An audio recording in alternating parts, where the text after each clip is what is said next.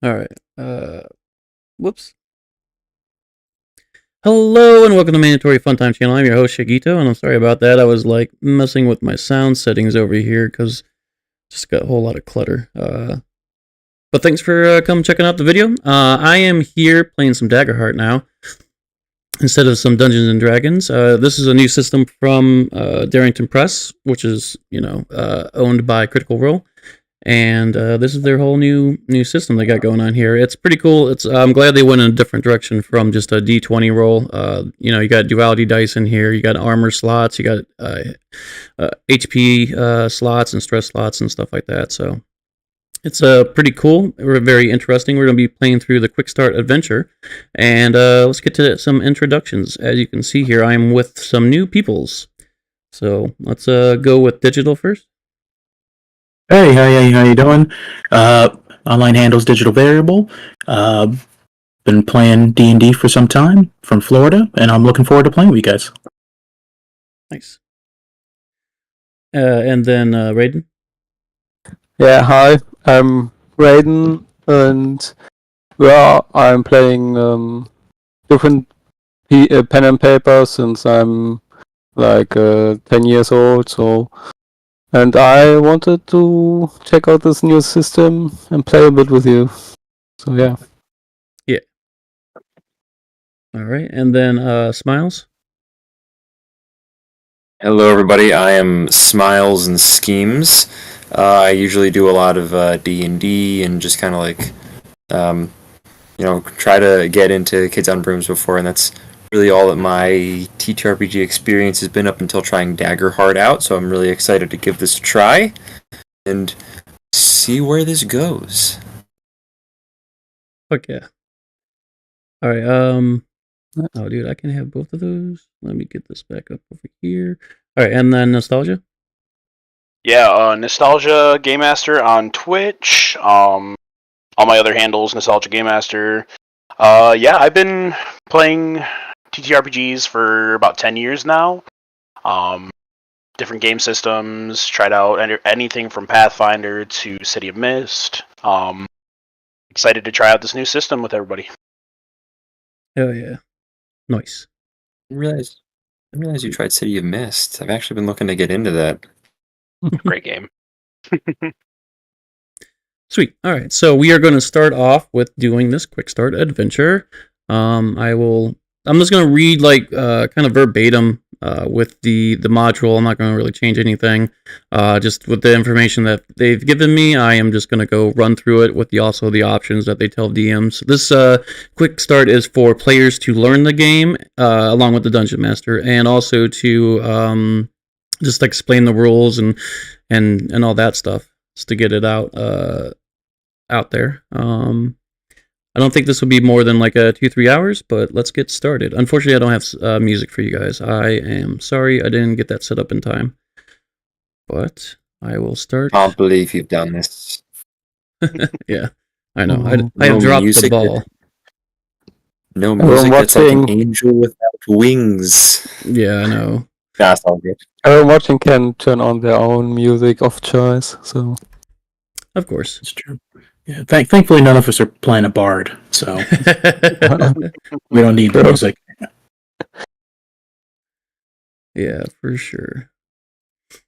But I do miss having it. I really like. I throw in some different mixes in there. Like for battle music, I'll usually go with like metal or rock, and then I'll like kind of be like, let's go a little more fantasy with it. I'm just kind of like all over the place, especially if it's like a boss. I'll definitely throw in some metal. But all right, here we go. There we go. I got it all up now. Let me make sure everything is looking good. Yes. All right, cool. All right. This is Act 1. And with that, I am going to let you guys all know a little song. So what's going on in this is that the characters, one of them is the right-hand sorcerer of the king, King Aramis, which is Imris, which is Nostalgia, correct? Mm-hmm. Yep. Yeah. So, action rolls. Here's like a good GM introduction to this, and I'm scrolling around, and I just don't see it. But no worries. Welcome.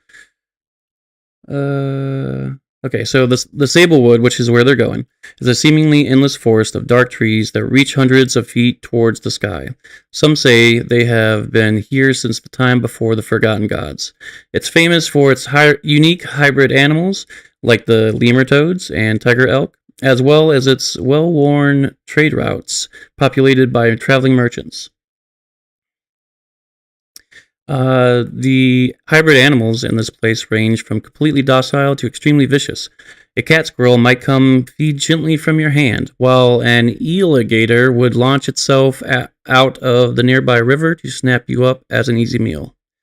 Within the Sablewood, there's a small, friendly village known as Hush, the player's destination during this adventure. Alright, so you're going to now scroll down to the actual quick start. There we go. Mm-hmm. This evening, your party finally made it to the Sablewood, a sprawling forest of colossal trees some say are even older than the Forgotten Gods. It's a place renowned for two things. Its sunken pathways that provide the trade routes for many traveling merchants, and its unique hybrid animals. Even now, from within your carriage, you can hear strange sounds. The bird calls of the lark moths, a croak of the lemur toads, and the skittering of a family of fox bats in the underbrush. One of you is driving the carriage. Who is it?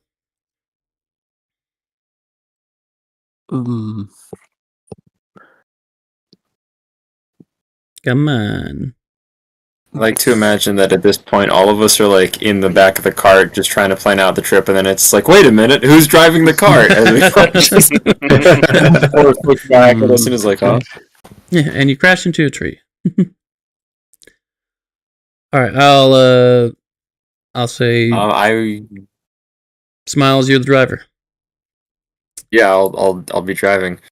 All right, cool. Part of this whole system is not just for the DM to describe and come up with his own things and everything, but to really work with the players. So there are questions in here that will pop up, and I will ask you them. And it's really just, hey, make up whatever you think would be cool to see within reason, within the kind of constraints of this fantasy world. Whoops. Dinah, right? Dinus. You've noticed something unique about the look of the trees here in the Sablewood. What is it? Well, as I gaze outward from the carriage, I probably notice the color of the trees does not look as tree-colored as they should usually be. There's something a little more bright and radiant. That one over there looks blue for some reason. Yeah, you guys all noticed that the trees are like a mix of different colors, from the normal greens to even some pinks and stuff. But a lot of them are like kind of a blue, purplish tint, and they have like a little, like fireflies looking energy coming off of it. Like these little light beams that like kind of just disappear like a lightning bug or so. Cool. So you guys are in the carriage. As your steeds pull the carriage around a tight corner, one wheel coming off the ground for just a moment, you see an overturned merchant's cart laying sideways in the path before you, blocking your way. A scattering of fruits and vegetables litter the trail. From around the side of the carriage steps a strixwolf, a large creature with the body of a wolf and the face of an owl, and large wings adorning its back. It's an owl wolf. It finishes chewing its meal, the hand of a dead merchant, as it stares at you, curious, trying to judge whether you're friend or foe. Then, you see following clumsily behind two smaller pups, watching their mother closely. And what I'm going to do is, I'm going to put down that cart. Maybe I won't. Let's see, create, yep. All right, so what are you doing as you're driving the cart. You see this other cart that's like destroyed, basically. Like the wheels are off the wagon or off the cart itself, and you see a dead body. You see a lot of fruits and vegetables, and you see 2 pups and an owl wolf. I call back. I'm like, fellas, I have 3 sets of bad news. There's an overturned cart, a dead body, and a potentially hungry dog looking at us. Well, Gribble Stump Moss perks up a little bit, and he pokes his head out, and he shouts out to the what did you call him, the owl wolf? It's a Strix wolf. I was just A Strix being wolf, yeah. silly. So he shouts out to the Strix wolf and uses his nature's tongue ability to speak the hidden language of the world, and ask them, what's happening, what's going on out there. Awesome, dude. Go ahead and you know what? With your ability, I just say you don't really need a roll. You just go out there and you talk to him. The Strix wolf itself, like its ears like kind of perk up, kind of like a cat or something, and you see that like it straightens itself as you are trying to communicate, and your words don't really like translate. It's just like your meaning, the feelings, the emotions, and like what you're trying to get at. Like they can sense that. So the what you feel and like get back from this Strix wolf that's kind of squawking at you is that they're foraging. They're foraging for food. She does get closer to the cart and near her cubs. All right. So Gribble talks back to he's like, don't worry, fellas. They're just trying to survive. They mean us no harm as long as we mean them no harm. I bet the merchant thought the same. But yeah, maybe it's satisfied with that one. Does it look like there's any way to get around the cart? Nah, not without clearing it out. Or like pushing it off to the side or something. Well, Linus, you think you could give it a heave-ho? Oh yes, I do quite think that I could give this the heave-ho. I give it the heave-ho. Okay. Sweet. As you go up to the cart itself, are you parking your cart here, or are you bringing it up closer? Yeah, I'd probably maybe get a little closer, just try to... I don't know if I can actually move the cart, but yeah, probably just like right there. I'm gonna step out and just... Maybe not go right next to the Strix wolf, but maybe just kind of like next when you kind of eye it, like... Yeah, as you start walking towards it, it eyes all of you like cautiously still, and it like snaps down the hand that it was chewing on and gathers its pups up and flies away to like a nearby tree, like over to here, just to like watch you guys. Gribble waves a farewell to the Strix wolf family. Nice. You hear like a howl, an owl howl from the woods. All right, so as you guys get up there, what are you guys doing to the cart? Or who's all up there at the cart? I'm also coming. I would definitely be up there. I gotta give it the heave-ho. You need help, my friend? Maybe. Let's see if I can get this moving. And if not, I might need more assistance. So yeah, just give it a roll. All right.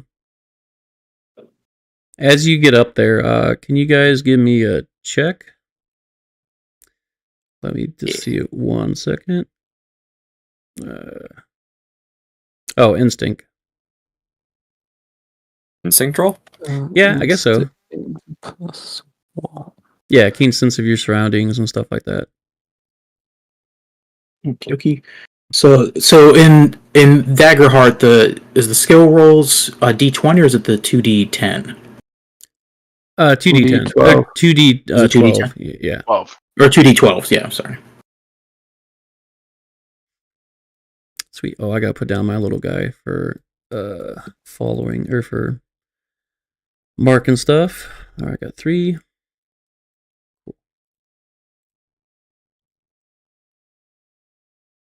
Nice. Don't forget to mark hopes on your sheets if you rolled with hope. I got 1 fear rather. So 14, 16. God dang. All of you guys noticed right away. I'm sorry. Was everybody making an instinct roll? I mean, I was inside the cart, so. Yeah, this is only if you're like going up to push it. Oh, gotcha. Okay. Yeah, Gribble's also joining. Okay. Yeah. So as you guys get up to the cart, though, you see that there's a dead merchant, which is unfortunate. All of his stuff is laid out before you, but you see with the wheel that there's like a bunch of like thorny vines all wrapped around it.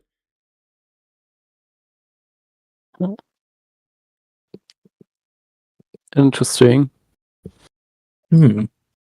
What does the druid say to the... That's true. I can also ask the plants what's going on here, but I think Gribble's gonna kind of look. He's not gonna really ask the plants, "What are you doing there?" Because it's pretty obvious the plant grew up over there. But he's gonna see if he can figure out what made these plants grow. Because plants don't grow like this, not normally. Right. Yeah. So he's gonna see if some kind of magic was used in this. Okay. You go to pick it up, and upon closer inspection, that you can tell like there's just a bunch of different vines with thorns on them, kind of braided together carefully to make this a lot thicker, and possibly to destroy some sort of wheel that rolls over it.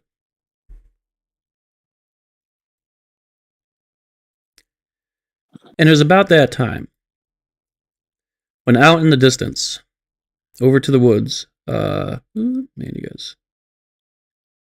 Well, I guess they didn't get that far. You hear a voice call out, "All right, boys, round them up and steal what you can." As 3 thistlefolk ambushers come out of the woods. I'm going to use a where's the thing?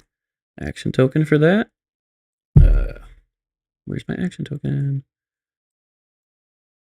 Okay. I have 3, down to 2, down to 0. As these 3 are activated, I'm going to use 3 of my action tokens to activate these 3 to come on out and attack you. I'm going to spend fear as well, I believe, because they have a mechanic for when they go to ambush. When the ambusher enters the scene without being spotted first, they may immediately move into melee with a target and make an attack against them. On success, they strike with their dagger for 2d8 plus 4.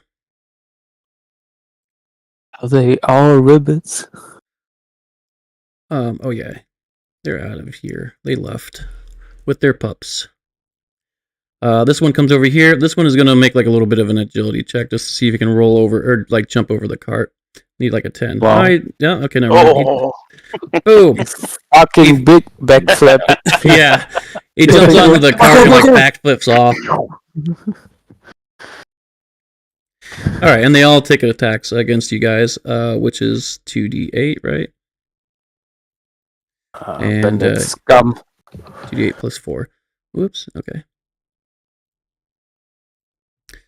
Where's my 8s? 2d8 plus 4 against you, Ryoto.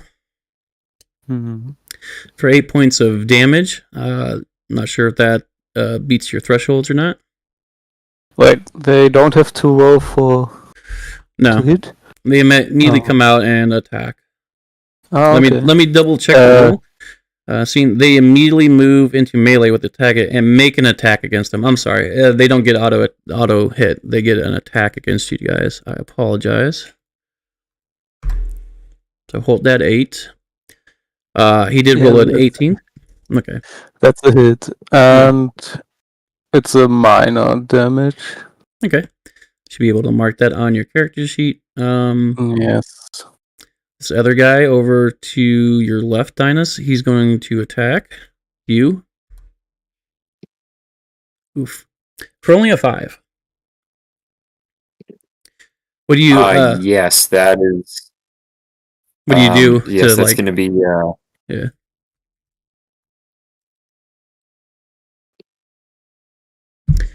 What you do to I dodge just want out? to clarify. So if that's like, I probably just parry it with my hammer. Maybe even just getting it with like the really big fat part.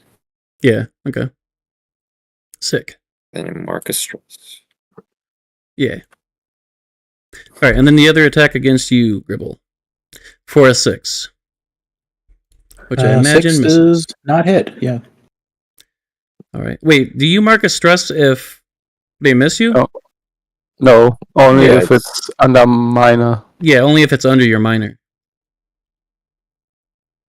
Like if they hit okay. you, but the damage is under minor, then you mark a stress. Yeah. Okay, Thank so you for that clarification. yeah, so they come out, they all attack you as one. What are you guys doing? Bandit scum.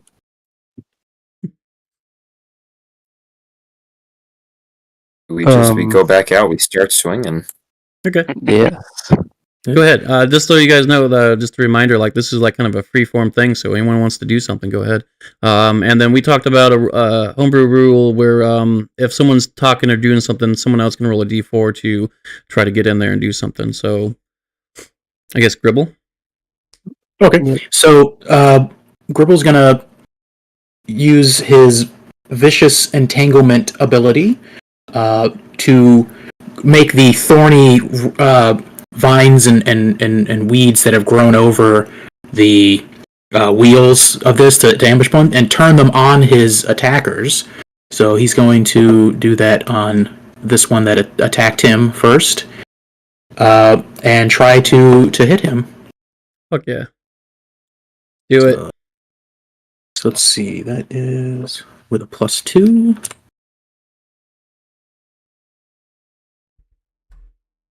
For a 15 with fear. Ooh, okay. So I get another fear from my boy. Where's my guy? Alright. Let's get that up. Bam. Alright, 15 hits. I believe. Hold on one second. Ooh. Yeah. Sure thing. They do.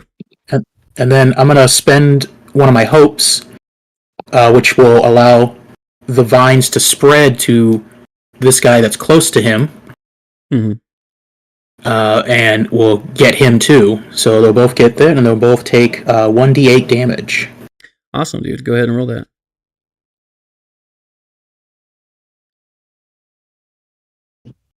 That's a 4. Alright, 4. That is a minor damage to them both. And then all the while that he's gonna try to run away from these guys.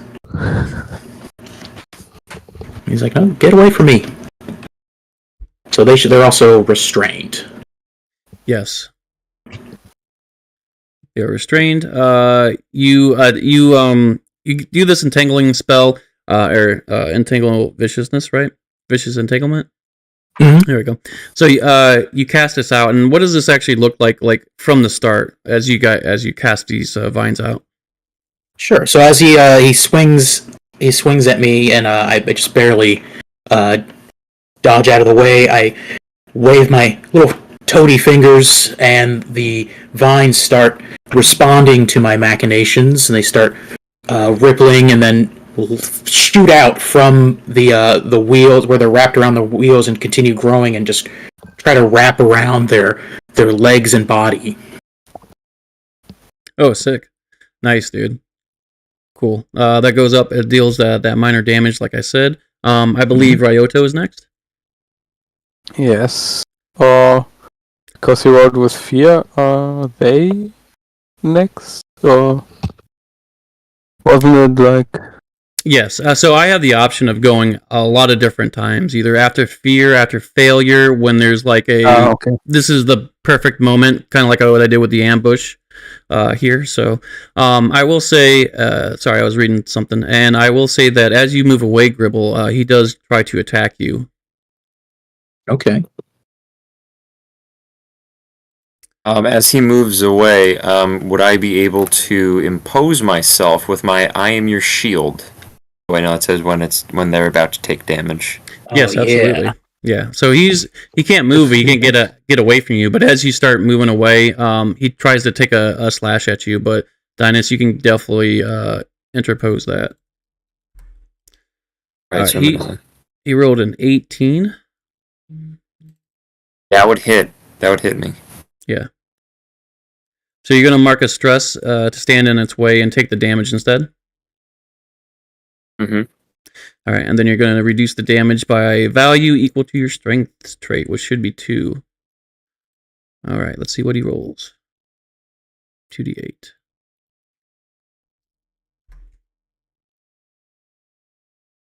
All right, that wasn't you. Sorry, I had clicked on you.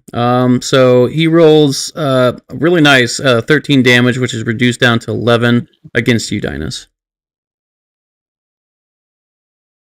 Okay. You can also use armor. It's up to him if he wants to use an armor slot or if he wants to just take it. Yeah. So, after that, it will be Ryoto's turn.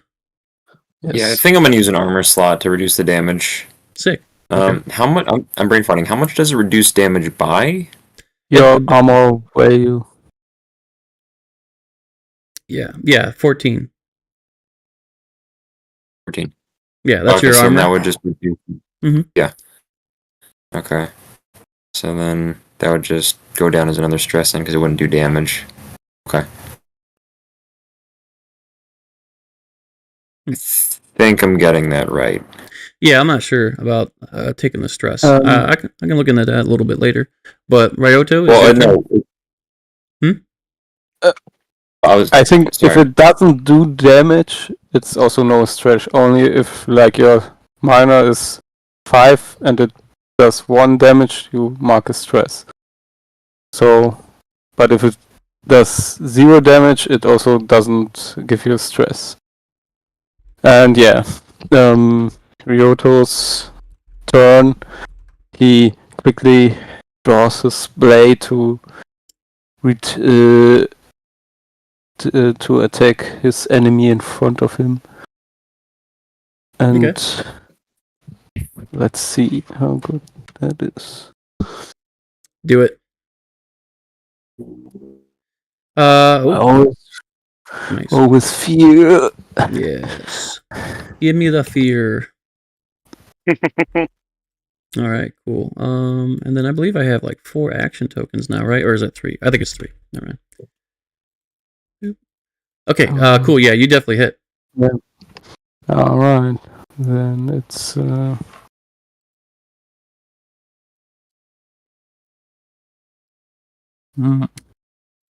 5 damage. Cause I roll crappy. It's all right. It's something. So you hit the guy to the right of you, correct? Yes. Okay, and 4, 5. Oof. All right. So he takes a 1 point. Or he takes a health point. One moment. I can reroll 1s and 2s on damage dice because I'm have the not good enough ability. Oh, sick. Okay, so sure. I'm gonna reroll the D8. Okay. And hope for something better. Nice. Hell yeah, dude. That looks better. Yeah, that looks a lot better. All right. So with that instead, he was at like I think you actually kill him. How do you slash him down? Nice. Since I wasn't prepared, like I may I take my katana that I'm sheathted at my side and make a quick slash and right across his chest and sheath it again in the same movement. Sick. He is dead. D-E-A-D.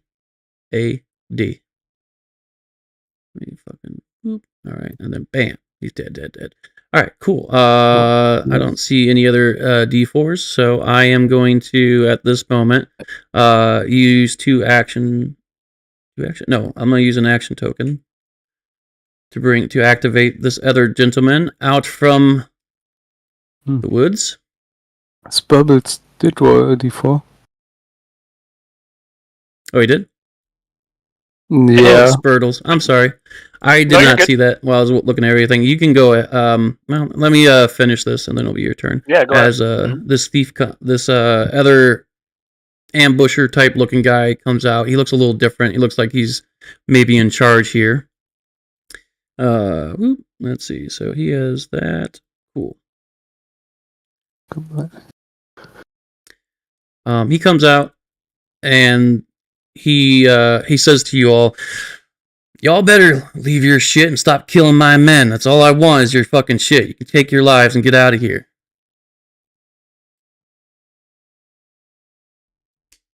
And now it's if you guys don't respond, it'll be friggin' Gribble's turn. No, Spurge. Splurbers. Splurble. Splurbles. There's so You're many good. R's and L's in that. It's really hard. There are. Splurb. All right, Splurb. Splurbles is gonna lean his head out of the carriage door and be like, "Oh well, looks like we've got a bit of a handful here." And he's going to point his staff at the two next, directly next to Dinus, and is going to cast Ice Spike. Oh, sick, dude. So it is. I'll do this. That is 16 with hope. Nice. Yeah, Marker Hope. And absolutely, that hits. Awesome. All right, you said the one next to Dinus. Yeah, it can target multiple. Oh yeah, in like a melee range. In very far range. Oh, okay, sick. So it would only be 1d6. So I didn't roll with fear, so it'd be 4 physical damage to them.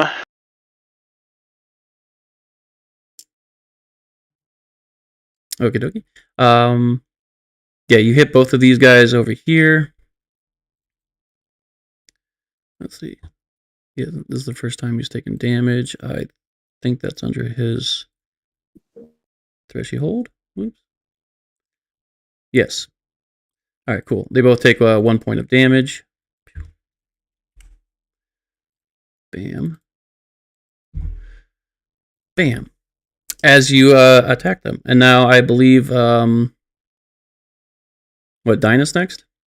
Mm-hmm. All right. Yes. Yeah. Yes. All right, go ahead. All right.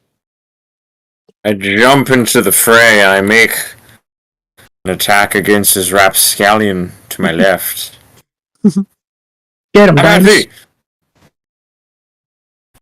I believe I rolled with a +2.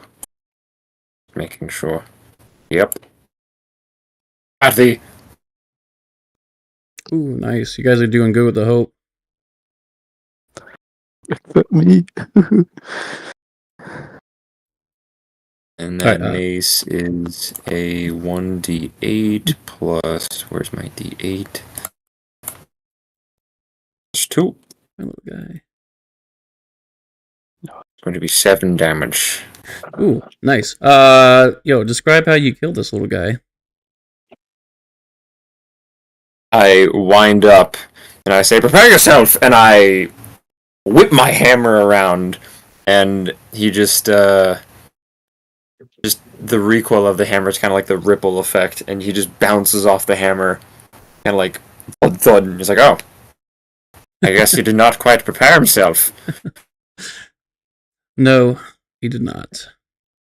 All right, and he's dead too. All right, I am going to, for cinematic effect, take an action and spend a action point. Let's see, can this guy get over here? Oh, sweet. Cool. This guy's gonna come down, just kind of like grunting and yelling at you, saying, "Why don't you just give up and leave us your stuff? Get out of here! Why stop killing our men?" And he goes to attack you, Ryoto. Alright. It's gonna be 3d6 plus 3 to hit. Okay, whoops, I memorized the wrong thing. There we go. All right, let's see. There's this plus 3 for his attack ability. He rolls an 18, which I imagine hits, correct? Yes. All right, so he is going to do... What is he going to do? He's going to do 3d6 physical damage. Wow. Pop, pop, pop. He does a lot of damage.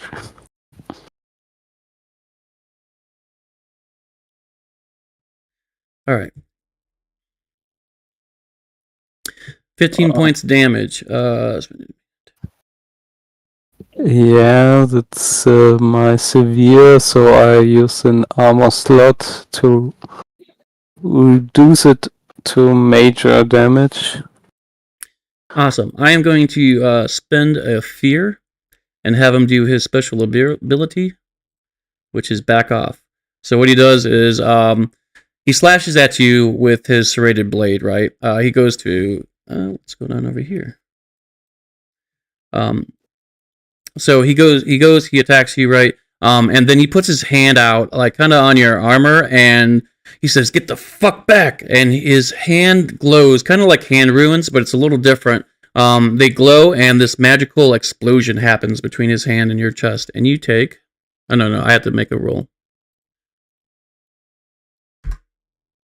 Which is plus 3 to this. Okay, so that's 20. You roll so high on me every time. Oh, sorry. And then 9 points of magical damage as you get blasted back, and I believe you do get blasted back, pushing them into far range. Far range, okay. That's minor damage, and I take it. Nice.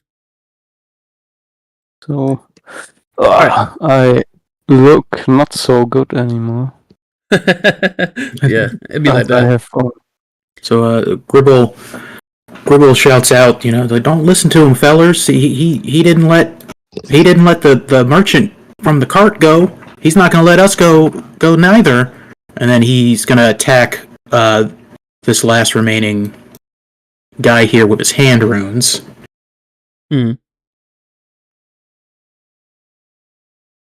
So that is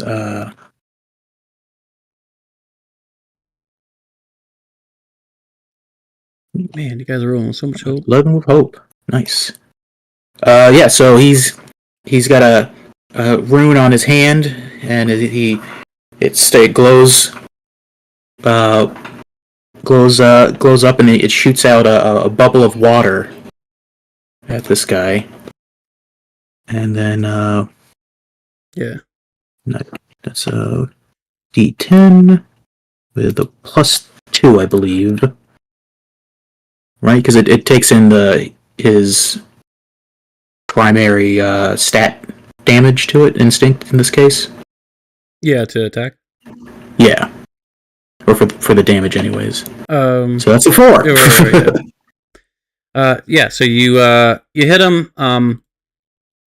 He's looking super rough. He's looking bloodied, but he's still standing, and he snarls at you. All right, who's next? Was me. Who's next? Yeah. Scum. That's quite some thing he has there in his repertoire. But I won't let him make any more unhonorable thieving on the road. Yeah. And because there's an enemy in the way, I would first go up to him. He's still standing, right? Yep. He's looking really messed up. Oh, right. Can I, in like the movement, take out my health potion and chuck it? Yeah, sure. So I heal 1d4 points. Nice. Then I'm full again. That was good. And then I would slash at the bandit. Alright, go ahead and make an attack. Yes. Man, Nice. so much hope. You do hit. Oh. Okay, let me change my hope, and then it's 1d8 for 3 for 6. Nice. How do you kill him?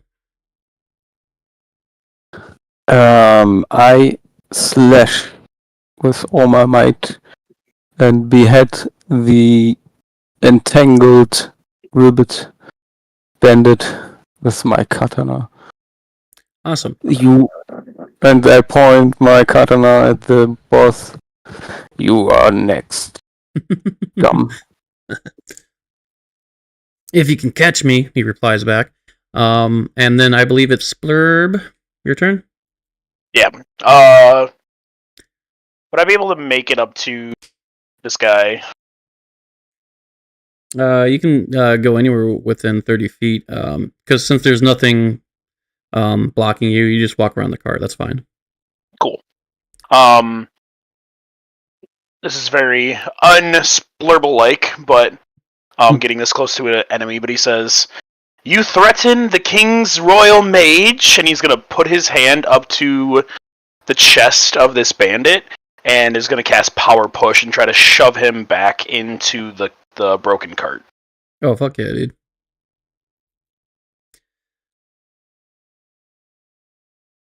Oh, that is an 18 with hope. Yeah, you hit.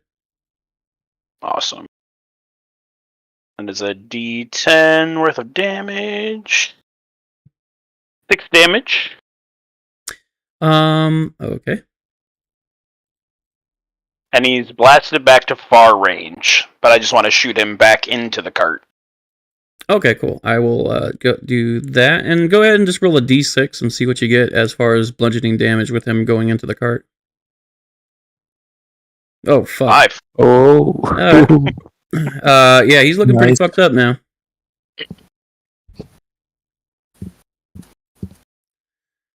Okay, after that, it's going to be, what was it? Shit, I lost that. Dinus. Yeah. Dinus, here you go. Oh, I should have probably mentioned in the very beginning. Hold on one second.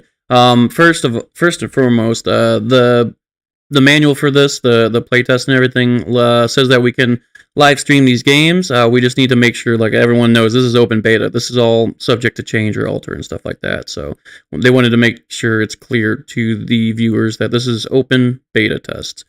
Free to go download at demiplane.com.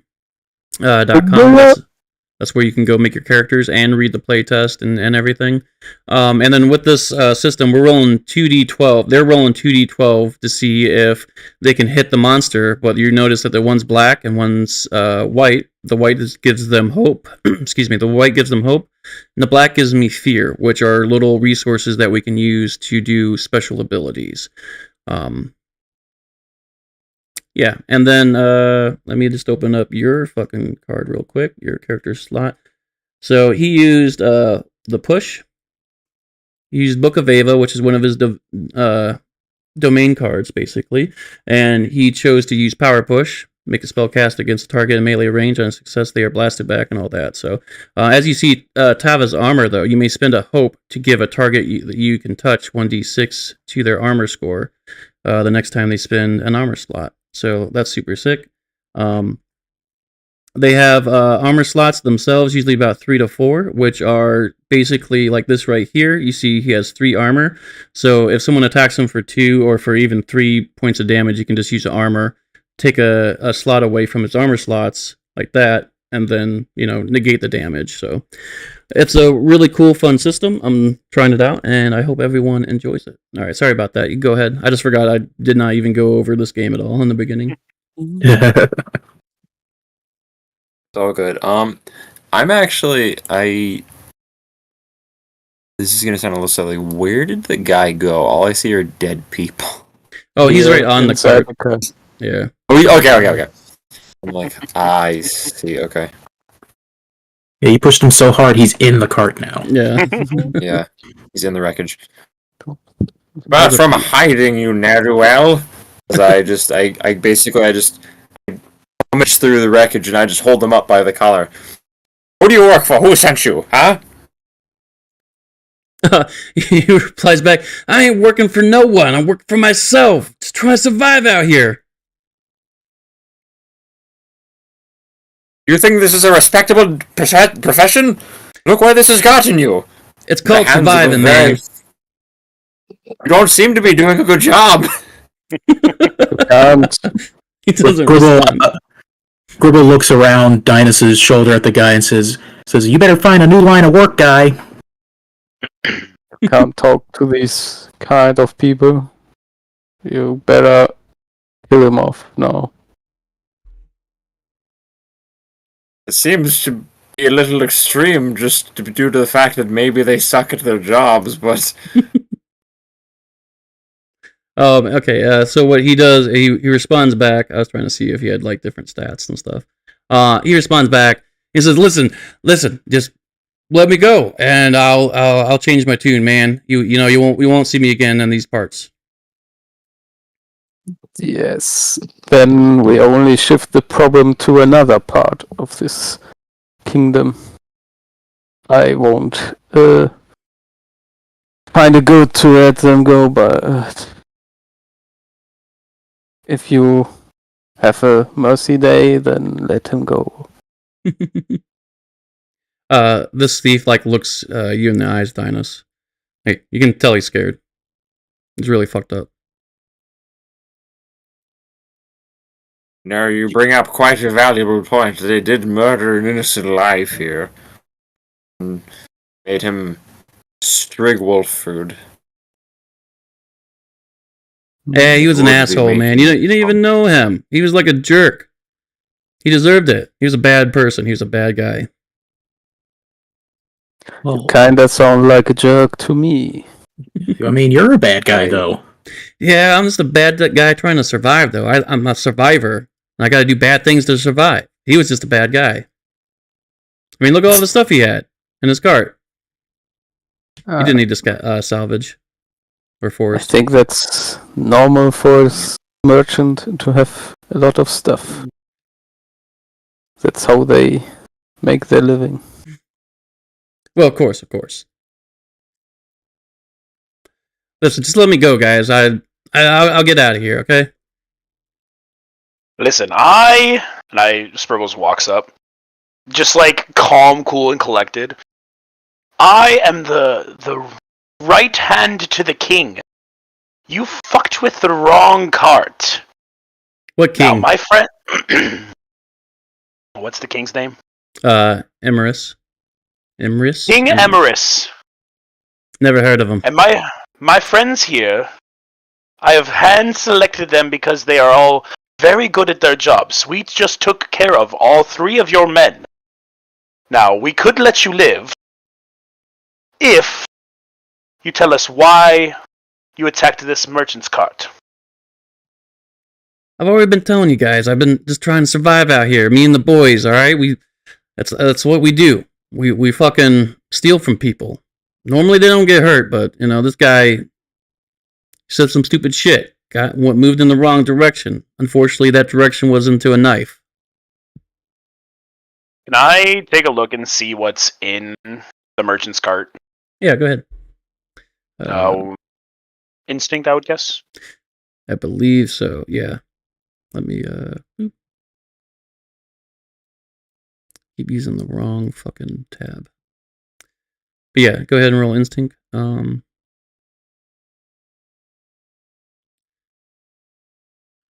not it. 17 with hope. Okay.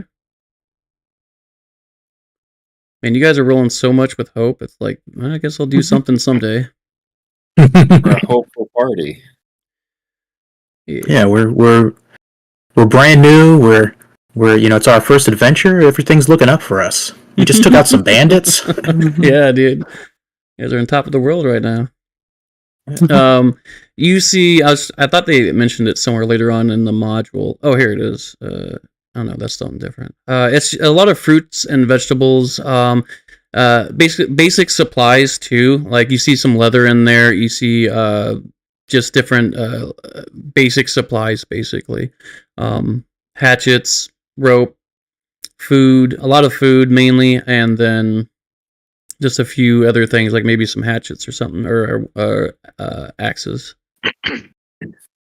So like he was just bringing it back to the town to sell.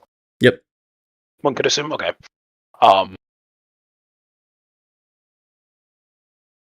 I looked at Dynas and just kind of in a do what you want kind of way. Right, I have been given executive permission to kill you, and I just hold him up. Wait, hold on, come on, man. Like we should, talk about this some more. Like maybe we just we go sit down for a while, and have a drink. I hold them up and I do the thing where they like really wind up for the punch, but then they go like a centimeter away from their head. He flinches hard, and I get real close at him. And he sees the glow in my green eyes. Never act in malice or malevolence again. And I just throw him the side.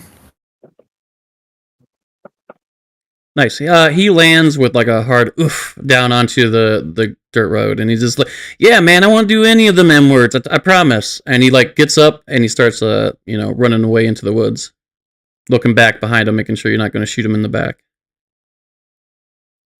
Gribble kind of looks at Dynas with little stars in his eyes, and is just like, "That's why my buddy Dynas is the coolest. He's the bee's knees. That guy." The mercy on him, I tell you what. I tell you. All right, so at this point, the thief runs away. You hear him for a little bit, like running straight into the forest, scared as shit. You have 3 dead ambushes around you and a broken cart in the middle of the road. What would you guys like to do? Lads, we need to get the fuck out of here really fast. This does not look good for us if someone comes along and then they're like, "Oh, why is there just a wrecked cart and a bunch of dead bodies around?" Is any of the food like salvageable? Yeah, some of it's like browning, but there's a lot that you could probably pick through, and like basically a crate full of food that if you want to spend the time to pick through it. I'd say, yeah, Spurbles would like attempt to like as much as he could salvage what was salvageable to put on the back of their cart. Okay. Gribble says, "Mama Stump Moss said, little moss on your food never hurt nobody." And he starts picking up some of the old food that looks still pretty eatable. Nice. We should move the cart and get on our way. All right, cool. Just give me some strength checks, whoever's going to be pushing the car out of the way. I think you'll just need like a 12, really. Of course, add a D6 to it for advantage. Since you're all helping each other. I was doing the check earlier. I'll go in once again with a big lug. Wow. A double ones. Double one is a crit. So nice. Alright. Dynas, you go up to the cart to push it out of the way with Ryoto, and he gets there a little bit quicker, and he's a lot stronger than you think he is. So when you go to push it, he's already pushing it, and you're like, whoa, and you kind of like smack your head on the cart as you go down. Oh, wow. You're quite a day, my friend Dinus. So Gribble is going to use his beast form ability to shift into what looks like a Strix wolf, but instead of an owl face, it's still got a frog face and no wings. He hasn't figured out how to make the wings yet. Oh, it's a frog wolf. Yeah, frog wolf. Ribbit wolf. Yeah. Ribbit wolf. Ribbit wolf, and he's gonna use that form to try to help drag some of the chunks of carton stone out of the way. All right, yeah, sure. You go around onto like the other side over here and start like biting down and dragging it out of the way. Rolled with hope. Yeah, you definitely help out a lot, and it doesn't take too much with all three of you working together, especially after Dinah stands back up and goes to push to get everything out of the road. I will say that you have a crate of basic supplies and a crate of decent food that you guys can put in your carriage. Nice. All right, cool. Is there anything else you guys are doing right now? No, I'm going back into the car. The carriage, yeah. Carriage, yeah. Okay. Yeah, I think that's it. Back in the carriage. Gribble turns back into a ribbit. Okay. Yeah, I imagine Dinus, you're gonna be driving again. Yep. Sweet. Back at the helm. All right, cool. You are back at the helm, and you guys continue on. The path leads you further into the forest until you spot a large stone pillar, carved top to bottom in ancient dwarven symbols. This denotes one corner of the peaceful village of Hush. When you pass beyond the stone marker, you feel a small sensation like a pop of a bubble, and then the sounds of friendly chatter become louder. Though the trees of the sablewood are unchanged here, there is a distinctive, safe, and comforting air. A few smiling faces turn to you as your carriage rolls in, waving or casting a warm greeting towards the party. There's lively music drifting your direction from a tavern at the center of the town. Let's see. You know you need to find the Whitefire Arcanist to deliver the package from the king. Let's see. And then as you're driving Dinus, like slowly down the road, you pass that like kind of barrier, like I said. And then as you go further into it, you see some people that are really nice. They're still waving at you. One young child actually runs up to you and jumps onto the carriage and sits down next to you and goes, "Hey, where you from?" Yes, my good fellow, I am from the Wait. I am from the ridges, of ways away from here. I am of what they like to call a ridge-born. We live in the cliffs and the crags. That sounds like it sucks. Take it you are from? I like the forest. No! I like the forest a lot. Well, I'm particularly fond of rocks. I love it. Oh, there's some big boulders around here. You should go check them out. Really, you don't say. Yeah, I know a lot of things around here. I grew up here, obviously. Why are you guys in Hush? Interesting. We are here on an important business of the most... Dinus at this point is like, I don't really know if I want to reveal to this kid that we're here on like a political thing, because it might be just like, that might be like, especially with the run we had in the woods. We are here to Just check in, do the rounds, just see how this fair town is doing. Okay. Not everyone is the outreaches of the kingdom and whatnot, just making sure everything is up to date and running smooth. Yeah, no. Yeah, okay, sure. If you need anything, let me know. I'm about to get going though. I gotta light some lanterns around here, kind of lighten up the place. We got a festival going on, as you can hear from the music. If you need anything, I'll be around. Yes, thank you very much. It's very helpful. And he gets off, and like you don't even stop or slow down the cart. He just gets off. He's super nimble-footed, and he gets off there and runs around. He carries like a little stick that looks like retractable and some like a rod basically, and then like a wick on the end of it as he runs off. All right, what are you guys doing? So at this point, you guys have entered the town of Hush. This is where you guys wanted to go. You know where you need to, or what you're looking for now, right? The Arcanist. Mm-hmm. All right, cool. So this is going to be a little bit of theater of the mind, but just imagine that this whole town is kind of spread out pretty far and wide, and which surprises you because of how there's no like real walls around there. But you think that like maybe something about that bubble pop has something to do with that as you carry on. So this town has a bunch of different types of buildings. They're mainly like made out of moss for the roof and everything.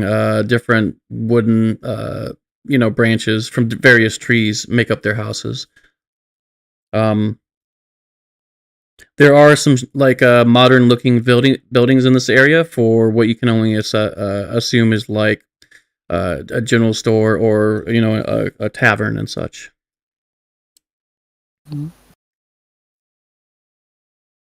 I'd say Splurbles would have Dinus park the carriage outside the tavern and step out and just ask someone where the Arcanist would be located at this time. All right, cool. You step down, and the first person you see is this dwarf, female dwarf. As she walks by you, noticing your weapons, and she goes, "Wow, that's a really neat hammer you got. Where was that made?"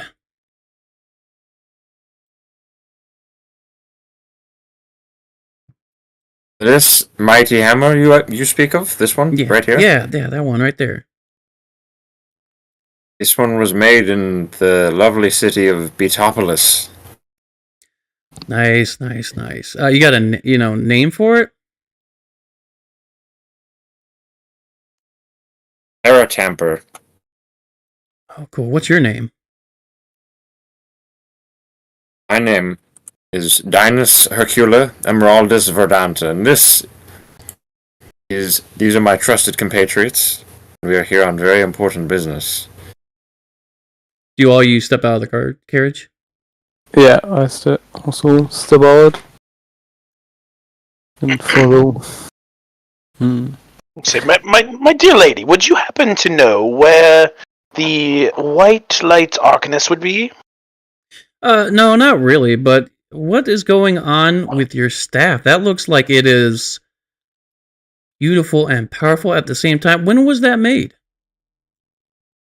Very astute of you to notice. I've had it since I was a young tadpole. Picked it out myself, and I've been carrying it around with me for these, I would say, 30 years or so.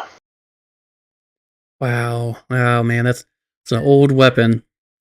That's awesome. That's great. She like kind of inspects all of your gear a little bit, and you can tell like this is probably someone who is a smith who like appreciates the fine craftsmanship of really nice weapons, even if there are just a great staff or something. She says, "I don't know where the Arcanist is. She's always around somewhere, but someone in the tavern would probably know. You just go down that road. It's called the Clover Tavern. I think the guy you want to talk to is like a clank, and he'd probably be playing cards in there or something. All right. Then let's go. I guess yes to the tavern.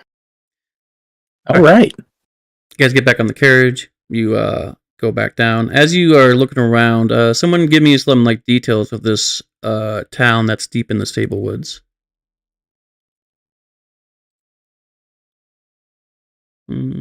I'll say Gribble. Okay. So Gribble's looking around this town, and he's just wide-eyed with wonder because he's from a little small village deep in the swamp. So the little tree houses, there, they're familiar to him, but they look like they're bigger and much nicer than anything he's used to. It's like, this place is so fancy. Look around this place. There's people walking around just on the ground, not having to skip and jump across bogs and swamps around here, dodging eel gators and prey birds just swooping down. This place is amazing. He's just seeing all the there's like a little bazaar, not bazaar, but like that's too fancy, but like there's a little merchant area on the way there with people selling odds and ends. Yeah, things like that. Absolutely. There's a few people selling vegetables and stuff that they've picked.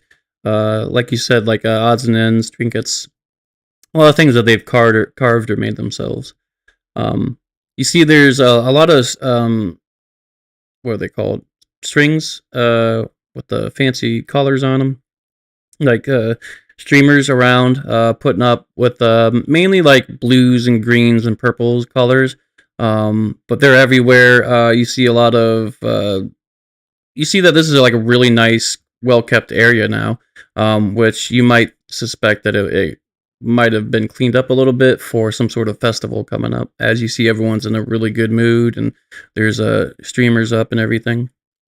But you guys go down the road some more, and you guys see on to the right side the Clover Tavern. It is a sight to behold, with 6 curving stories climbing the trunk of an ancient tree. This is the heart of the community. Always crowded with music and good-natured conversation. Newcomers to the bar must take off their shoes and hang them over a line that stretches across the bar's ground floor. Inevitably, by the time visitors leave, their shoes will be shined and filled with small trinkets. As you enter, what would you like to do?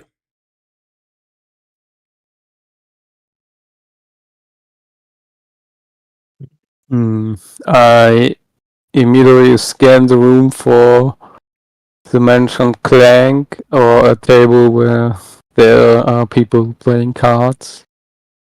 And maybe I look around if I see anyone with sake, because I could definitely get a drink since I'm on the road for so long. Yeah, for sure. What about you, Digital? As you walk in. Yeah, so as Gribble walks in, he feels safe now. They're in a tavern and sees people drinking around. He kind of follows after Ryoto, and he starts pulling out little supplies from his little satchel on his there, and it's Ryoto's pipe and tobacco. So he starts pumping the pipe in for him. He's like, "Golly, that Thistleborn bandit really threw you for a loop. You could probably use a real smoke and a drink right now, buddy." Indeed, Gribble. That's a good plan you have there. That was surprising, I must say, but I'm much better after my health potion kept me up. But the road was long, so yeah, drink is and pipe is not a bad idea. Absolutely. So Gribble uses his druidic magic, his wild touch ability to create just a little tiny spark from the tip of his little froggy finger to light the pipe. He takes a couple quick puffs for himself just to get it started for him, and then passes it on over and said, let's get ourselves a drink." Oh yeah. Yes. Thank you. Thank you, Gribble. Splurb. I would like you to describe what you smell when you walk in here, and how many people are in the tavern right now. I think the immediate smell that would come to mind is just fresh baked bread, maybe some cooking meat over a spit. The smell of the floor, drinks just being spilled from joyous occasions, years gone by. Yeah. What was your other question? I'm sorry. How many people are in the tavern right now? Oh, I'm probably later in the evening, so I would say it's pretty busy in here.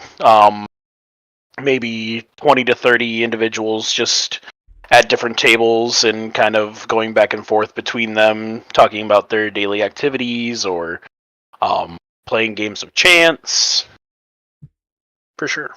Yeah, absolutely. So there's easily like probably about 18 people down here on the first floor, but you see that there's stairs that go up to a second and so on, and like another floor as well.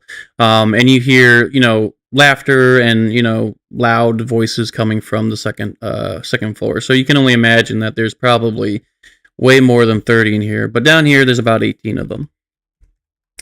And then Smile or Dinus, why don't you give me a perception check? Right, I have a look around, and that's instinct, right? Yes, it is. Right.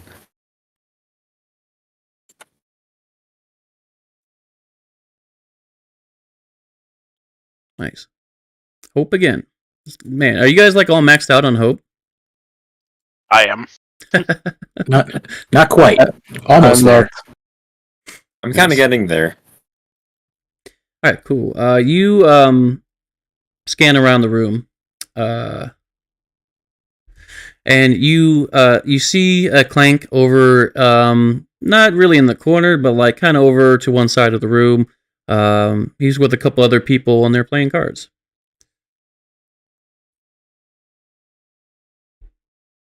I approach. Excuse me, gentlemen.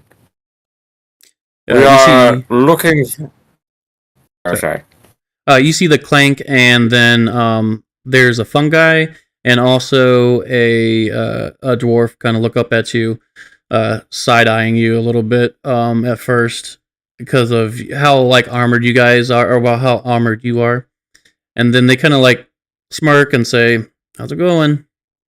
The Clank himself looks at you and says, "What you looking for? A game?"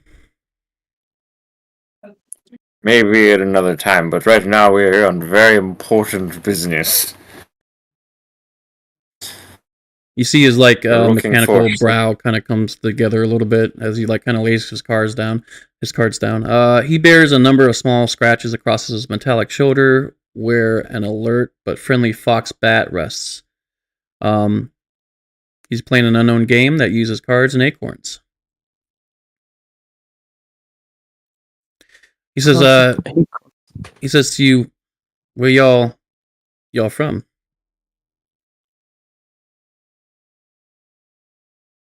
Well, for the most part, we are from very different regions. I'm from Betopolis, and my friends are from their own places. We've come together in the name of the king. Came all the way here from the king?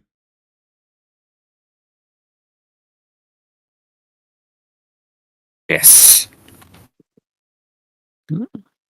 Yeah, you. And so, Was you run into any thistle folk on your way here?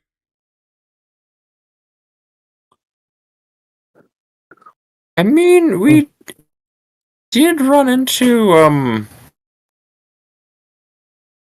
They'd be like small little green guys, mostly. There's like a mix of them. Mm-hmm. Run into some ne'er-do-wells. Yeah. Yeah, it's dangerous road That's out there. I'm glad you guys got here safely. Yeah, look out for the thistle folk. That's a shame that they tried to bamboozle you. I hope they didn't get Fred. I haven't seen him yet, but maybe he's just running late.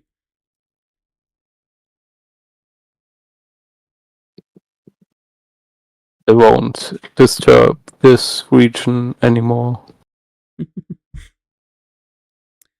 Okay, Dinos, what are you saying to him now? We're here on behalf of the king because we are aiming to deliver something very important to brain farting smart. Did we get this guy's name? You were told to deliver it to the White Fire Alchemist, which is a lady. Right. We are here looking for the White Fire Alchemists and Arcanists, and we're trying to ascertain of where we might be able to find them. Arcanist is quite busy, but if you travel so far, I'm sure she'll be more than hospitable.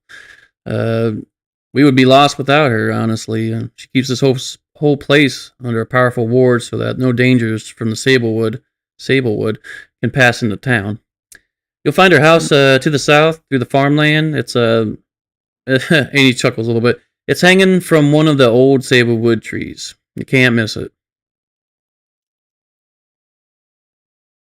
Well, thank you kindly. Gentlemen, I believe we have our heading. Yes. Yes. What are the rest of you three doing as he's having this conversation? Yeah, I was standing pretty much next to him, puffing my pipe and looking sternly. And yeah,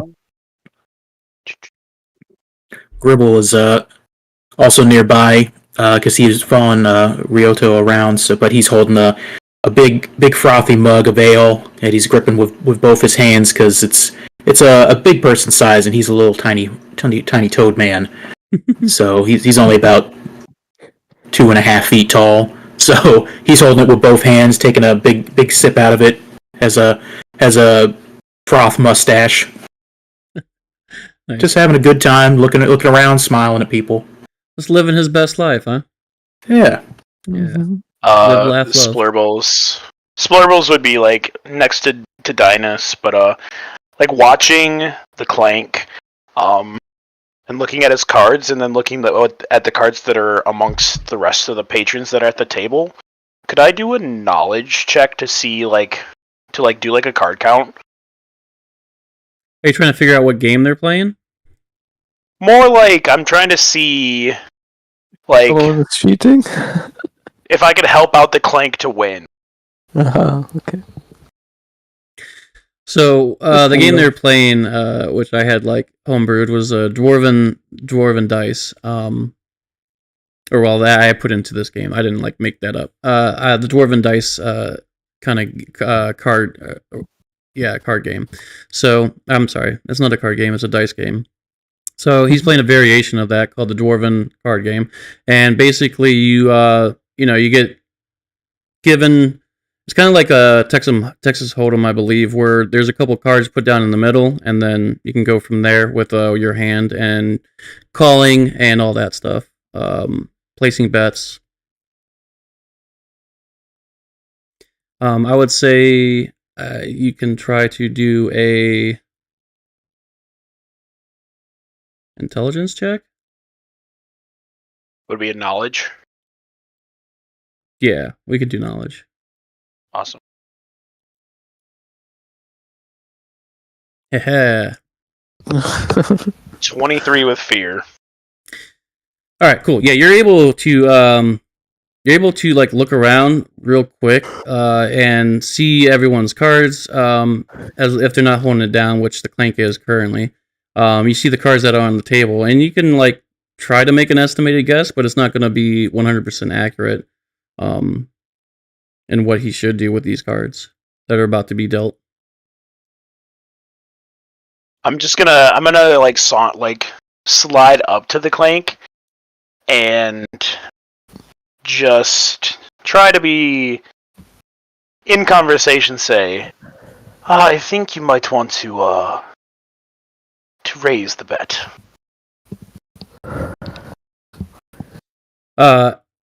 You say this soft, like you said, you whisper this to him, or Yeah. okay. Mm-hmm. He turns his head a little bit, glances at you, and there's a moment of silence as he's kind of like what you assume is assessing you. There's this like kind of smirk that goes on his face, and then like a little electrical twinkle in the side of his eye. Well, I was thinking about doing that anyway, but I appreciate your expert, opinion on the matters. And he raises the bet. Throws in some more coins. Anything else y'all need? I didn't quite catch your name. What is your name, sir? They call me Halython? Halython. Halython.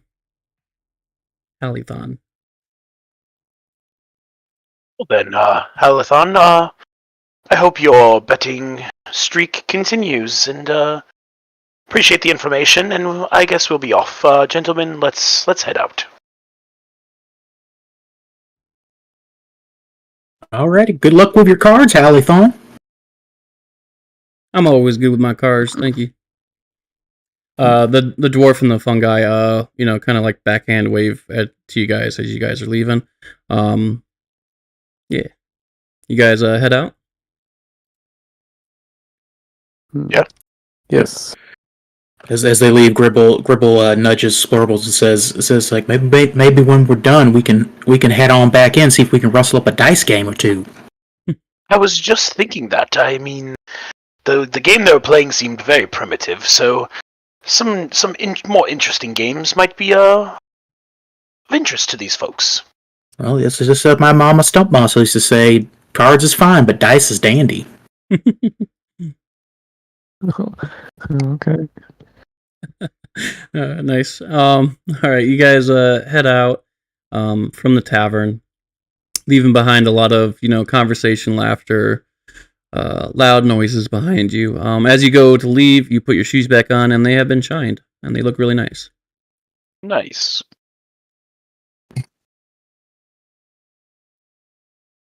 Good. All right, you guys follow the directions, making your way past the homes of the village, then through the farmlands of Hush. You see a variety of crops that have begun to cultivate thin layer of glowing blue moss over the top of their fruits and vegetables. They pulse softly with a heartbeat as you pass. Among the thriving groves, you notice that the sablewood trees in this area have hundreds of unique faces carved into all sides, the eyes peering in every direction. One tree, taller than the rest, bears the Arcanist home like an overripe fruit. It hangs from the braid of a rope, as wide around as the giant's forearm, tied to a massive branch and counterweighted by a cabin-sized boulder lying at the base of the tree. The stone is marked with a collection of symbols, and the cabin windows flash with a soft yellow-green light. And I will kind of show that to you right now. Sorry, I wasn't doing this earlier. Boom. Neat. Okay. Let me go back real quick. Okay, so what would you all like to do?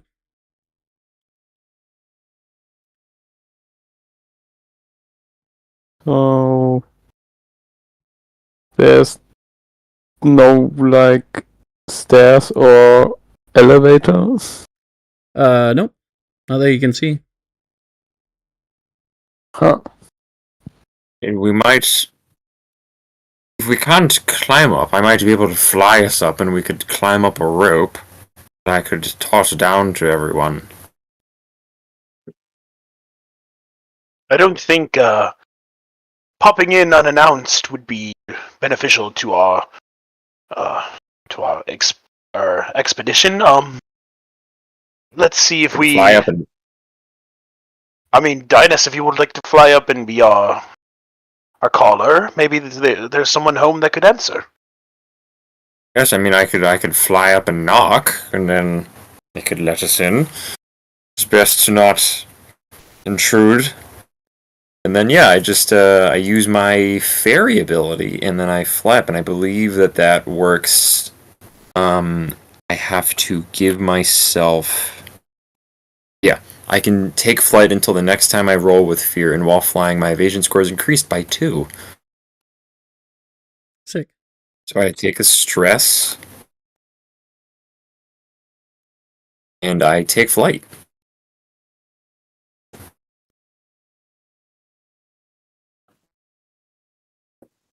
Okay, you fly up there. You see like the windows of the cabin flashing, different colors. You hear an odd sound coming from within. What would you think that is? Excuse me there. Excuse me, White Arcanist. Is that White Fire Arcanist? Is that you? Hold on. We are Who's sent there? here on behalf of the king. You hear like some crashing, a little bit, like a dropped, book or something that has hit some trash can, and just a lot of things kind of like being knocked over inside. Before the door opens, and a 7-foot mix of humanoid and firefly. The Arcanist is a fairy that moves in the combination of both very slow and suddenly jerky motions. Though her expressions are difficult to read, her emotions are very clear in her voice. She is old but spry, and eyes the group mischievously. Now, 1 second, I got some more to read, but I wanted to show you a picture. Oh, you know what? Never mind, I don't have that. I saved as Arcanist, but it's just her home. I'm like, I have a picture of the Arcanist. I don't know why it is not here, but that can be remedied in about 20, 30 seconds, I would say. Or maybe so less. While you're doing that, Gribble is shouting up, "Are they up there, Dynas?"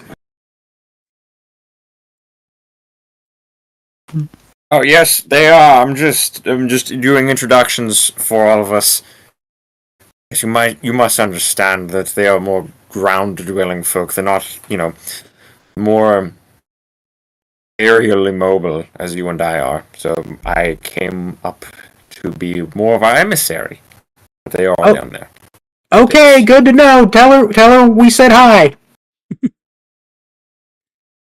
She chuckles a little bit. The Arcanist. Oh, I'm sorry, you were breaking up there. I didn't hear what you said. Smiles. I was saying all that to the Arcanist, and basically our eyes are down. Okay. Well, that was rough, man. Your mic is cutting in and out real bad. I believe I caught what you said. I noticed that just now. Yeah, I was just saying that like the rest of the crew is down there. It's just I came up because I could fly and they cannot fly. I gotcha. She says, "Oh, that's okay. I appreciate it. Are you the group Emerus sent from the capital? Oh my, you're rather late, aren't you? Come in." And she kind of flies around, and she lowers her home and invites you all inside. You'll notice the treehouse is surprisingly spacious inside. The main room is a crowd of potion bottles, spellbooks, runes, plants, and small creatures of all kinds. But no one could classify this place as messy. It's clear that if anyone moved a single item, even an inch, the old fairy would notice. So she's kind of like a hoarder. But like an organized hoarder. Yeah. All right. Oh, okay. So you all go into this very spacious kind of like obviously an alchemist kind of house. It's a lot bigger on the inside than it is on the outside. It could be magic, not sure. What are some things that you guys would notice? And let's go with let's go with Ryoto. As you walk in here, what's some things that you notice right off the bat?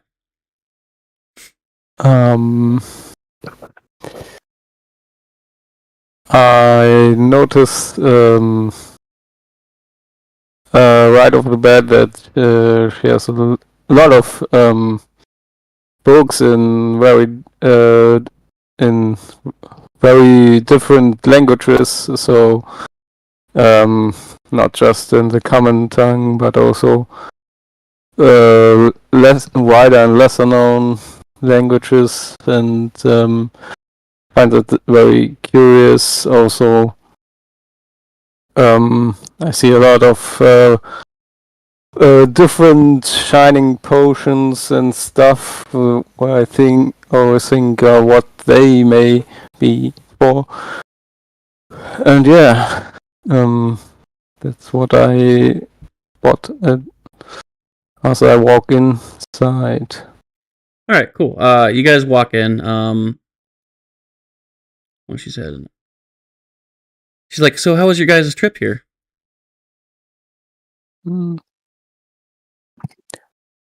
Oh, it was pretty rough. We got waylaid by a bunch of thistly bandits. And poor Ryota over here got walloped so hard, got knocked right across the cart. It must have hurt harder than a eel gator biting a porcupine. That's what I said. But we took him out, and now we got here. That's why we're a little bit late. Yeah. Oh dear, that sounds horrible. I understand. It can be dangerous out there. It's comes with a profession, so yeah. It's true. It's fine, really. Yeah.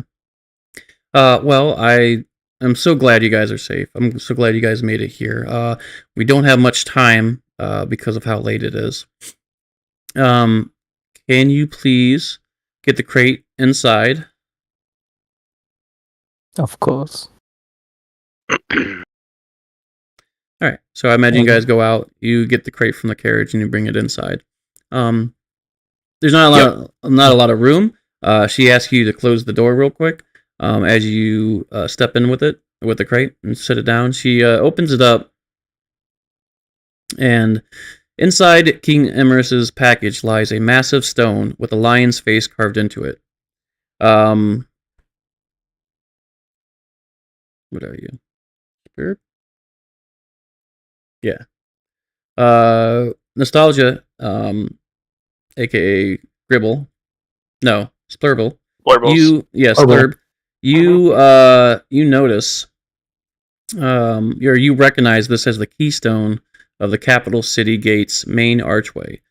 The Arcanist nods sagely as soon as she sees it, saying, "Of course, the king would keep this delivery secret. If anyone knew your city was no longer warded, you would be conquered before the sunrise."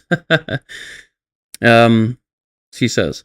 With this ominous warning, she starts to unfurl her treehouse yet again. We must travel to the open vale to reinstate the ward. But such an effort of magic will attract dangerous creatures from the darkest reaches of the Sablewood. I'll need your help.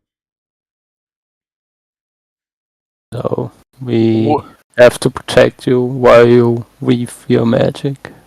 That's correct. That should be doable. Was Spurbles aware of what was inside of this crate?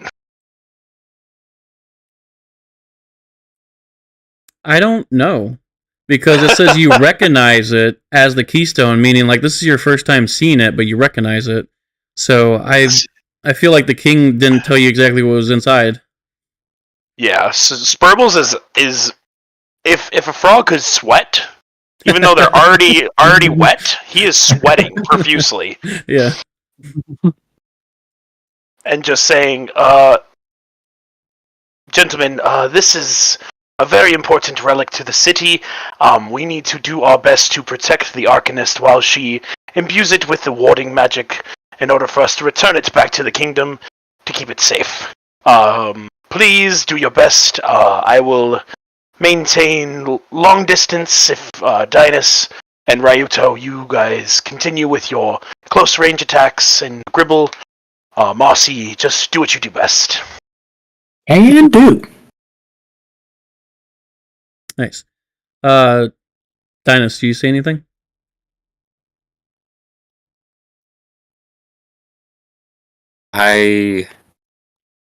Honestly, I think Dinus is just a little more shocked. It's like, we were carrying something this valuable and this important the entire time? Thought it was actually going to be something more mundane, like gold, or just some sort of... Just a clump of important mail. Is it valuable? Or just an old rock with an old lion on it. Just kind of reminds me of Ryoto. Just a fierce old lion. Did you hear the popping sound as we entered into the city? I did. I didn't know what that was. That was a magical ward that protects the entire area from the creatures that lurk outside of the city. Our kingdom has one as well, and it seems that the king has trusted us with imbuing it with the warding magic. Well, to be quite frank, it's more like your kingdom had one and now it needs to be fixed. We currently have that in our possession. That is very true, I agree. Well, golly. Arcanist, please work quickly. We are at your disposal. Very well, I appreciate the help. Alright, did I miss it? As the player seem, cut straight. Alright, cool.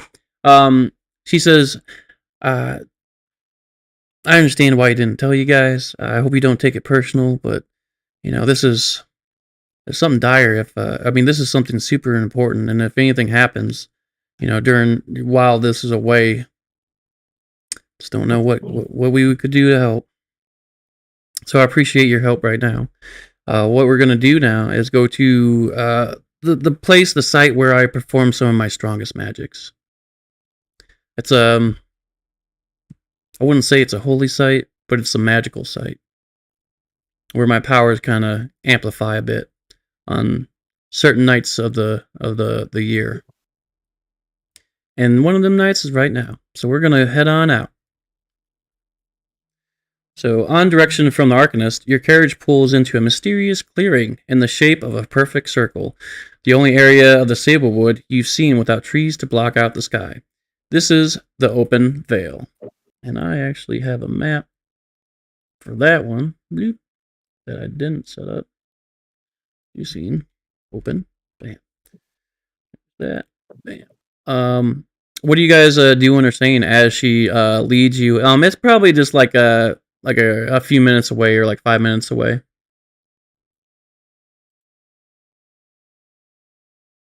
I think Spurbles would be trying to pick the Arcanist's mind about how, my lady, what sort of magic imbues the ward with its ability to protect the cities? Godly magic.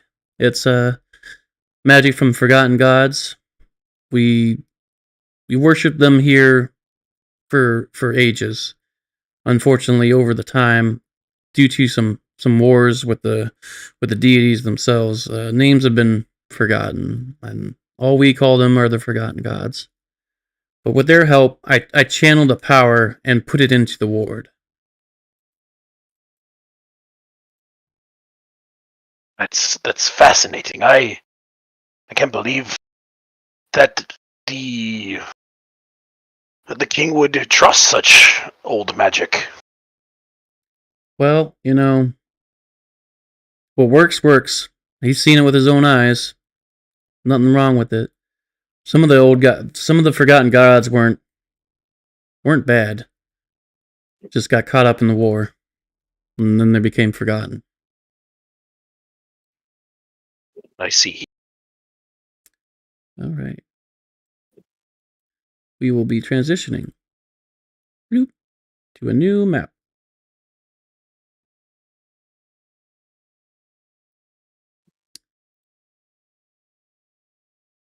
Okay, you all got on over. Cool.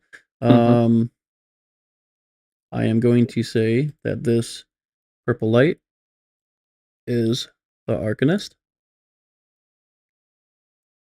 I need mine over here so I can track my fucking fear. Boop.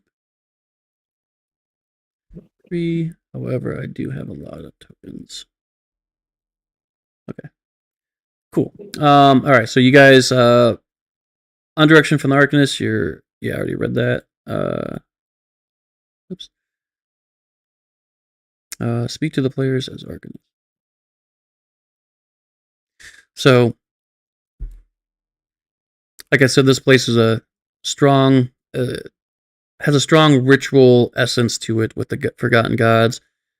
It's where I first forged the ward pillars that reside on all 4 corners of Hush, keeping the village safe. Almost died in that ritual, but regardless, what needs to be done, and I'll get right away on doing the ritual. So the Arcanist antennas pick up in a discerning way. This is good. We'll put it right here. Yes. Now come help me. I'm old. This time she unfolds the carriage as she did with her home and stands over the crate. So she magically just opens up your carriage and have you pull the crate out. Her body starts to glow brighter, flickering in the night. I will need an hour of time to prepare. You all enjoy the night air while you can. We'll be busy very soon. All right, at this point, what she would want you guys to do is just carry the crate over to the altar, the stone kind of table that you guys see there, and then, open it up, and that way she can do her ritual. So I imagine that you guys do that pretty quickly and easily. But right now, if you guys would like, we can do a short rest as you are waiting for the ritual to go about. Okie dokie. Yes, of course. Can do that. With a short rest, I'll explain this to the audience. So during a short rest, a player may choose up to 2 of the following options. They cannot do the same option twice. They can tend to the wounds, which is 1d4 hit points back. You may also tend to an ally instead, healing them.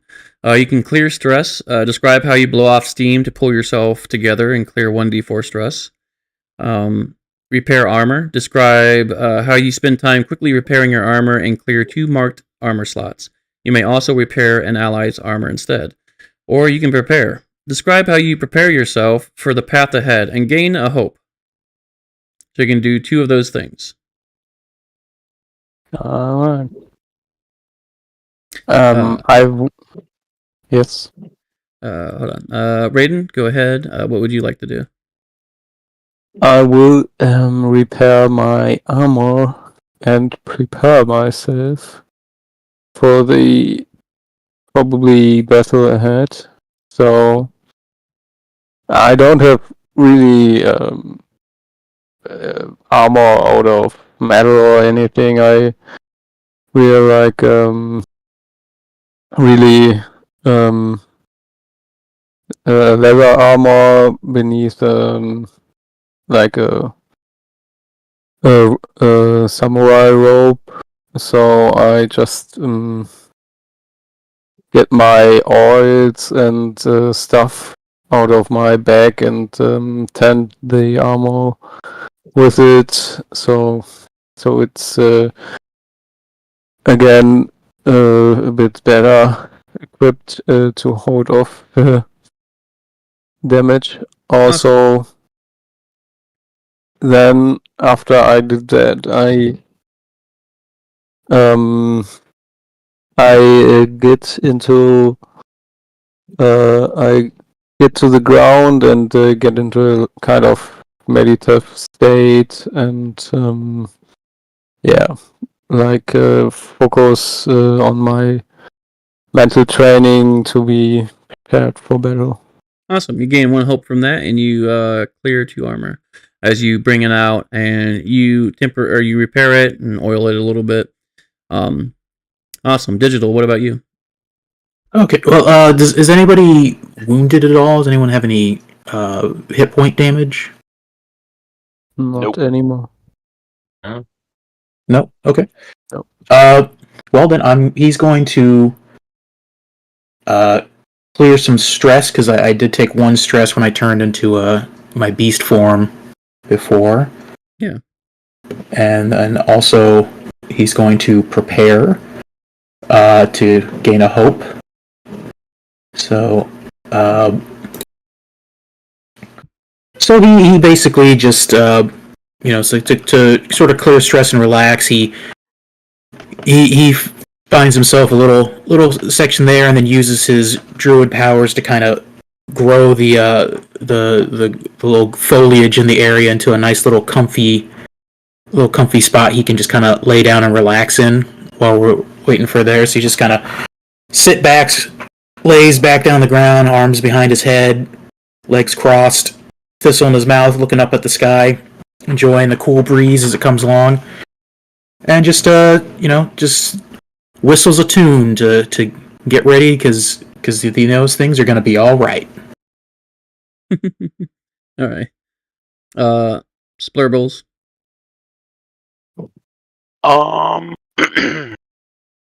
I guess. Is anybody missing any more armor slots? I've got one armor slot. I guess Splurbles would go over to Dynas and just kind of point out where his armor is getting weaker and just kind of help magically repair it with his prestidigitation. So repair armor. And then also for preparing, knowing that they're going to be getting into a fight, I think he would be prepping his Kava's armor spell to place onto his compatriots in order to beef them up a little bit, make sure they're a little protected. Mm-hmm. Cool. What about you, Dynas?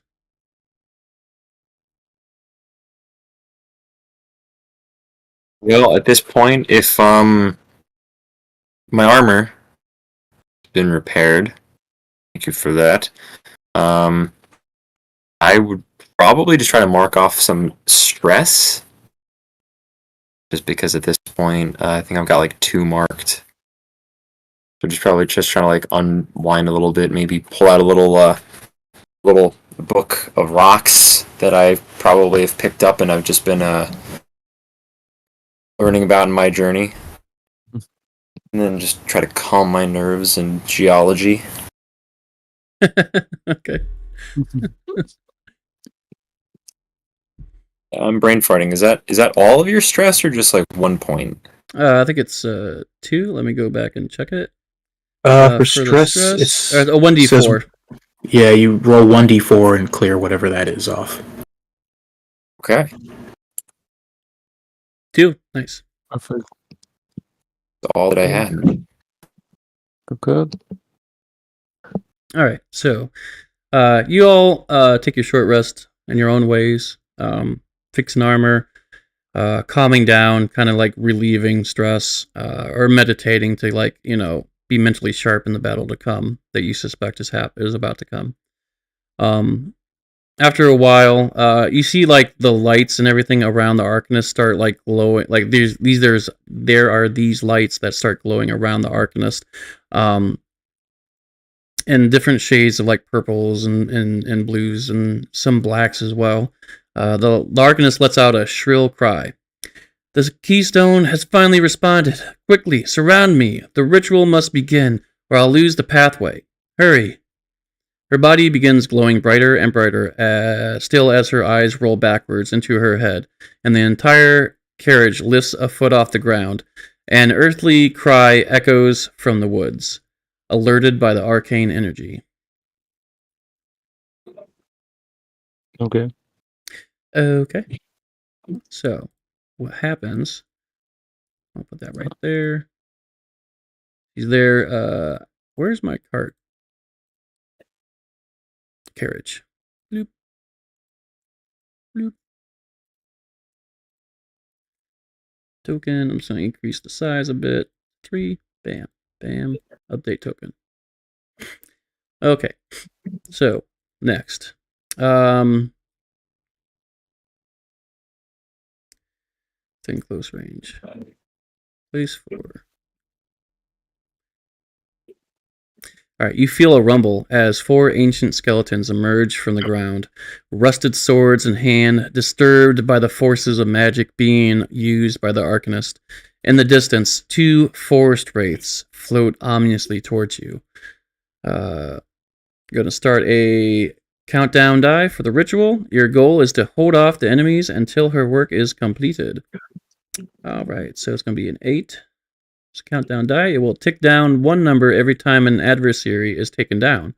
It will tick up every time the white fire arcanist is hit with an attack. When the countdown reaches 0, the ritual is complete, and the fight will end. Alright, so it's going to be a longer battle if she gets hit. Okay. Wow. Alright. Alright, there's 4 of them. They come up through the ground. And then off in the distance. There it is. Come these wraiths. Okay. Okay, you already read that. I will do a D8. Yeah.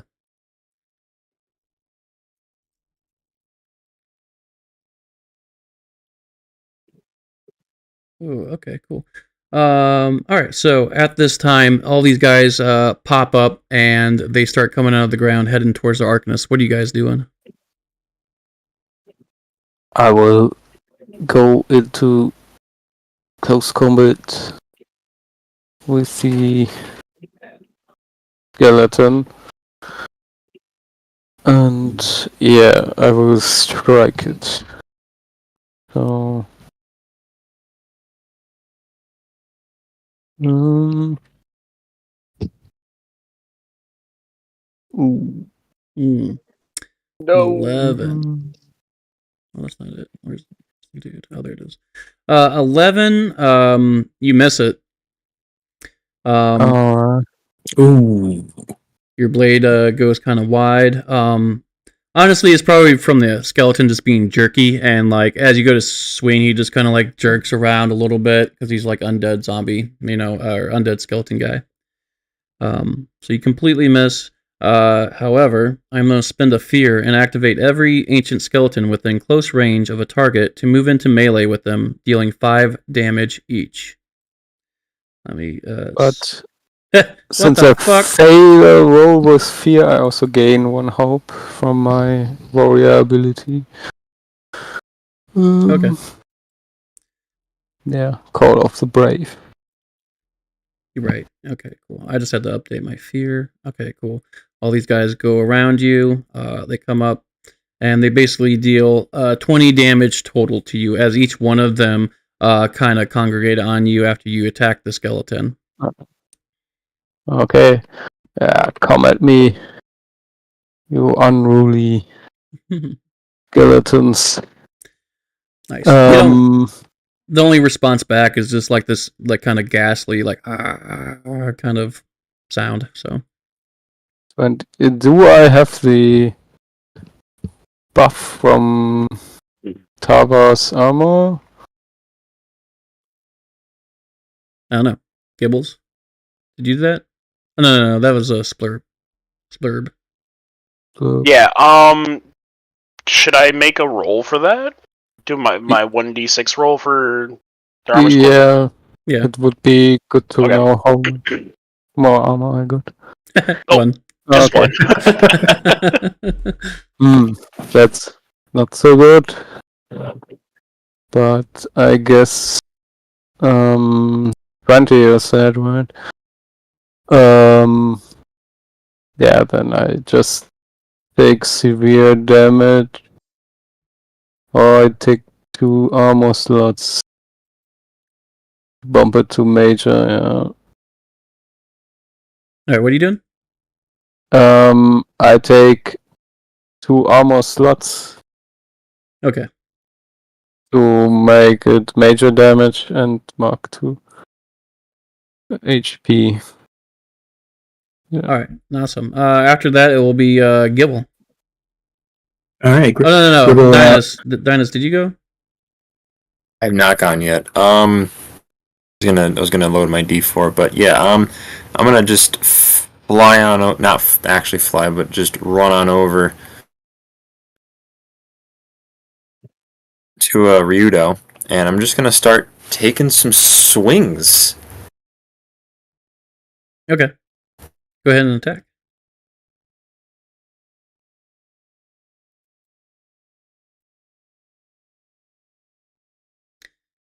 All right. You rolled a 15. That does hit. I guess that's gonna be my 1d8 plus 2. It's gonna be 6 damage. Nice. Yeah. So let me go to here. Boop. Yeah, he looks pretty fucked up. You did a really good hit on him. In addition, would I be able to use another action point to be able to take another swing? If you want to. If you want to do like a little combo attack right now, you can try that. Alright. Try to clear these guys up as much as I can. Yeah, and then after that, I will say it's Gribble's turn. Oh, sweet. You actually, I think you hit. Yeah, you hit. Thank you. Okay. Yeah, I gotcha. Thank you. Balls. Yeah. All right, how do you kill him? Oh, yeah, I just go in same classic fashion. I give him the Mick Bonk special and just double hit. Nice. Cool, dude. I am going to use some action tokens now to activate. Well, this guy's dead. Let me fucking make him dead. Boop, bam, and dead. He's dead again. So I'm gonna do. I want to fucking go after Arcanist.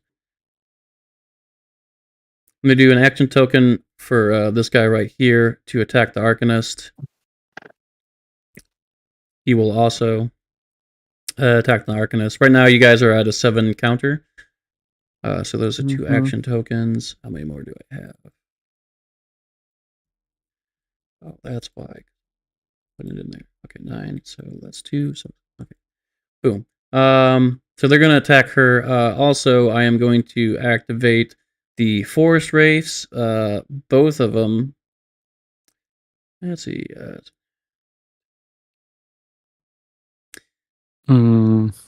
Okay. So, one question: if the one skeleton he goes out of my melee range, can I attack him when he does it?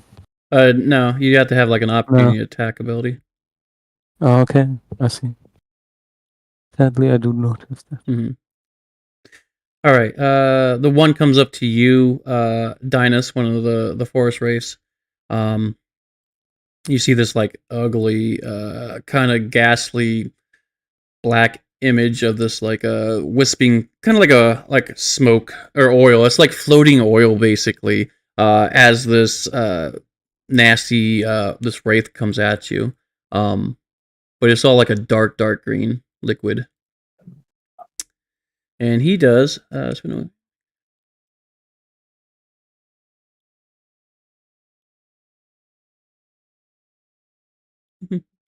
right, I'm gonna spend a fear. I gotta make an attack roll, which is d20 plus anything plus 3 for 16. So I imagine that hits,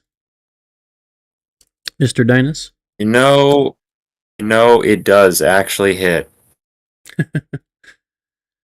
So it hits. With spinning that fear, I'm going to do this ability called Memory Delve.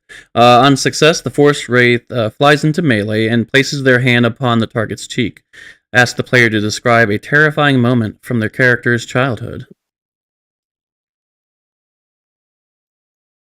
Oh god, it was probably like right around the time I was learning how to fly. And I hadn't actually, I wasn't really good at it yet, and I was just crashing into stuff all the time, and at one point I thought I was just gonna just fly off the cliff and just die. Nice. That kind of terrifying moment revisits you right now in your mind, and friggin' you take some sort of psychic energy kind of damage, which is going to be this +2. Got lucky. There's only 12 points of damage. Oh, only 12. Okay. All right, and then the ancient skeletons are going to attack the Arcanist.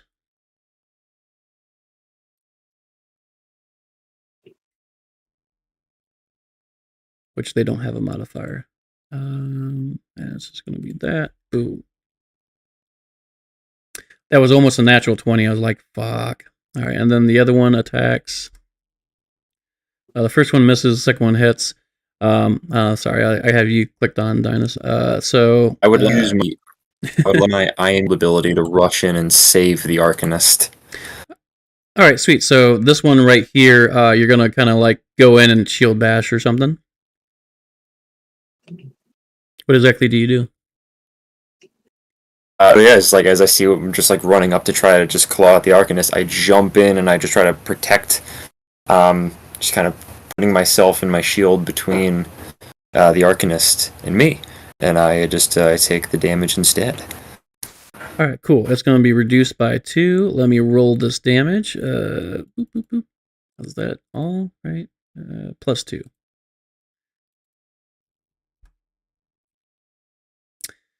All right, so I should have just took the 2 off. That was silly. So 9 points of damage goes to you, Dinas. Okay. Actually, I just realized I have this now. I would like to use my my Seraph Prayer Dice feature. Okay.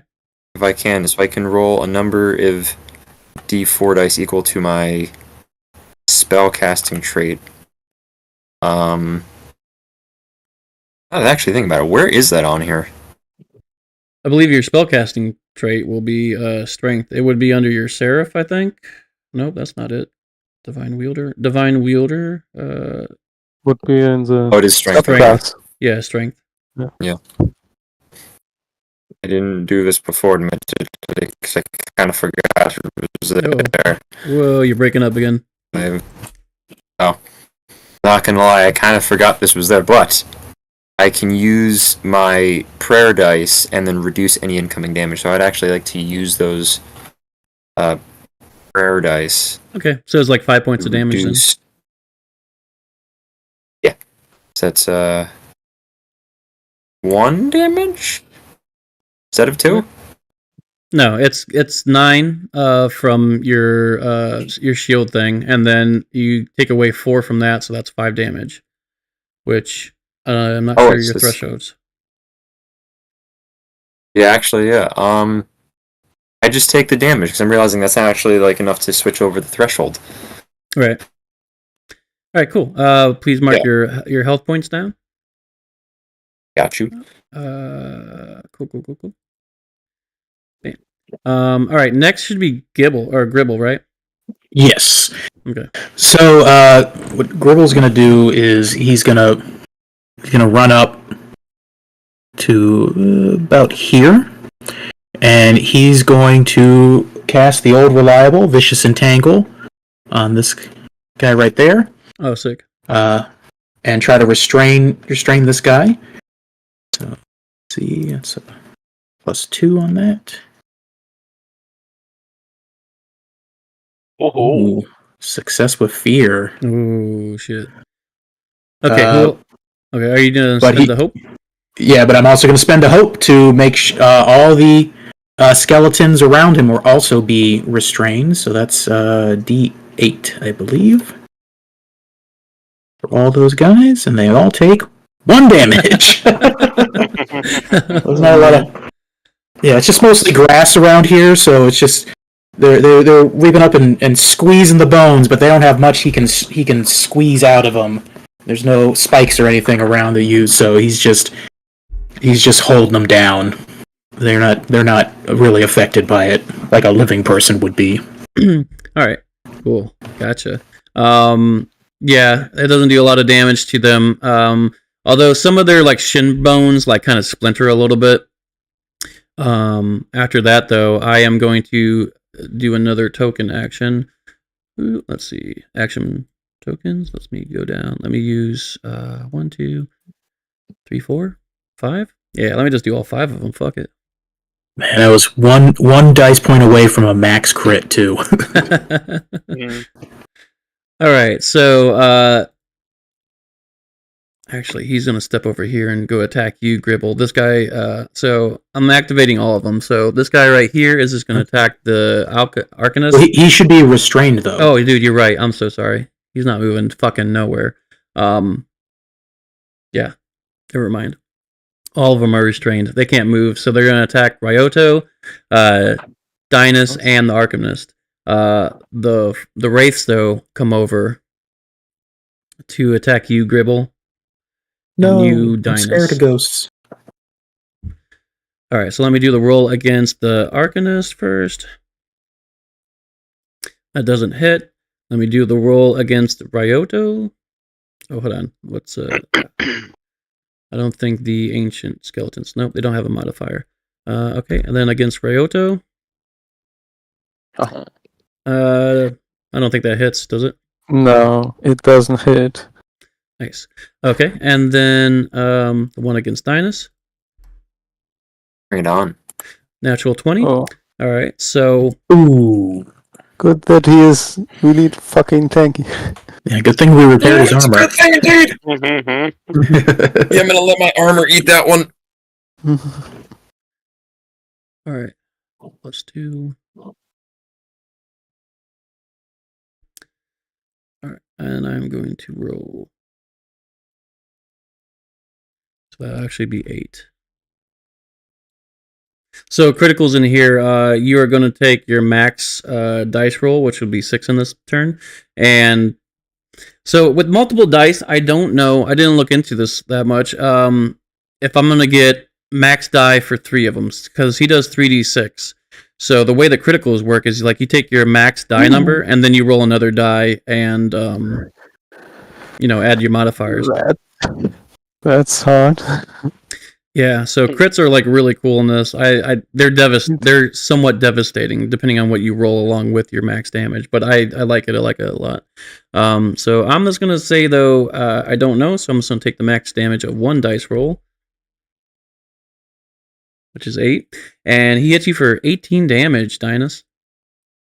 As he brings up his sword that's like super rusted, and he like brings it down onto you. 18, you say? Well, it's a good thing that I have abilities that... I'm going to... first of all, I'm going to use my prayer dice and an armor slot. As I've mentioned, I'm definitely going to use the armor slot. So that's a 4 off with the prayer dice, and then that's how much off with the armor? It's literally just the armor stat? Yeah, 14. Yeah. I guess that's 18 off, so I'm just going to mark that down as a... Actually, no, because we talked about how it doesn't mark it down as stress. If it's 0 damage, it's not a stress. Right. Okay. All right, cool. And then the Force Wraith attacks you, Dynus. And I am going to spend 2 fear. Oops, what do I got? Oof, okay. That sucks, but oh well. That's what I'm going to do. I'm going to spend 2 fear to attack you, Dynus, with his special ability. The pass-through. Spend 2 fear and make an attack roll against the target in melee. On success, the Force Wraith passes through the target, pushing their soul from their body momentarily. They cannot act again until the ritual countdown is down to 1. Sweet Jesus. Oh wow! So it's kind of like when Doctor Strange pushed that guy's soul out of his body in the Marvel movies. Yeah, Mm-hmm. yeah, that's exactly what's going on here. Oh man, 15 hits. Gentlemen, I have bad news. Don't mean to alarm you, but I think that beats my armor. Oh no. Oh no! So what you guys see is like this, like I said, it's like kind of like a floating oil of like black, dark greenish black oil floating around with like a skeleton face and these like bony like arms coming out of the goop. And friggin' it goes up to you, and just this massive like oil basically splash goes over you.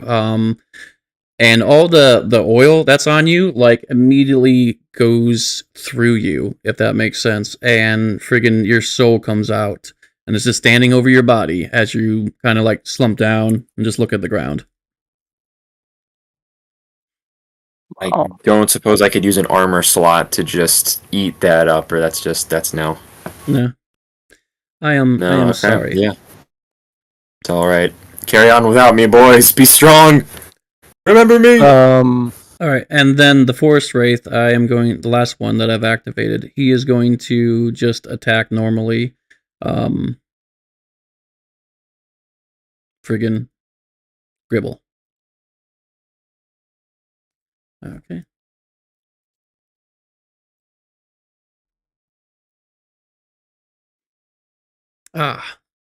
Miss. Oh no, I hit. Oh no, that misses. No, it's it's have a 9 of an evasion. Yeah, right. So he completely misses, and like what you see is like he holds out his hand, and this black goop comes out towards you. It's kind of like an ice knife of looking kind of thing, but it's like black, and it goes to shoot at you, but you're able to dodge. And now I think it's Splurb's turn, right? Yeah. Yep. Okay. Yes. Sweet Jesus. Okay. I'm gonna move over here, and then try to ice spike these 3 skelly boys.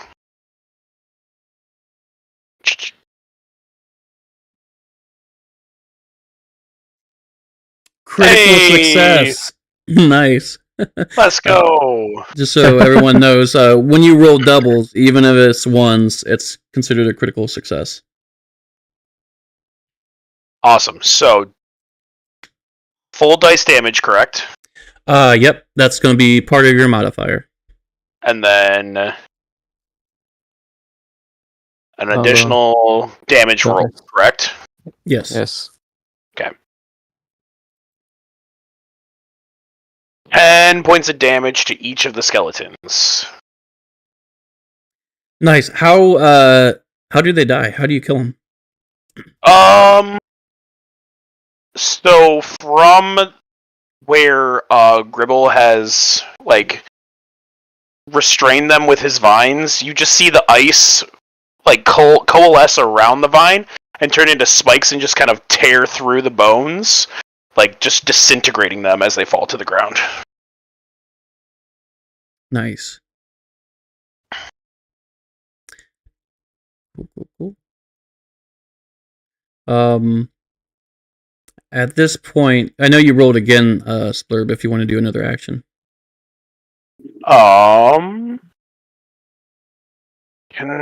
Let's see. I can't move, correct? Or You can I can move move. again? Yeah, you can. Okay. Let's see. I'm gonna go right between Ryato and Dynas. I'm trying to make a power push attack against this wraith.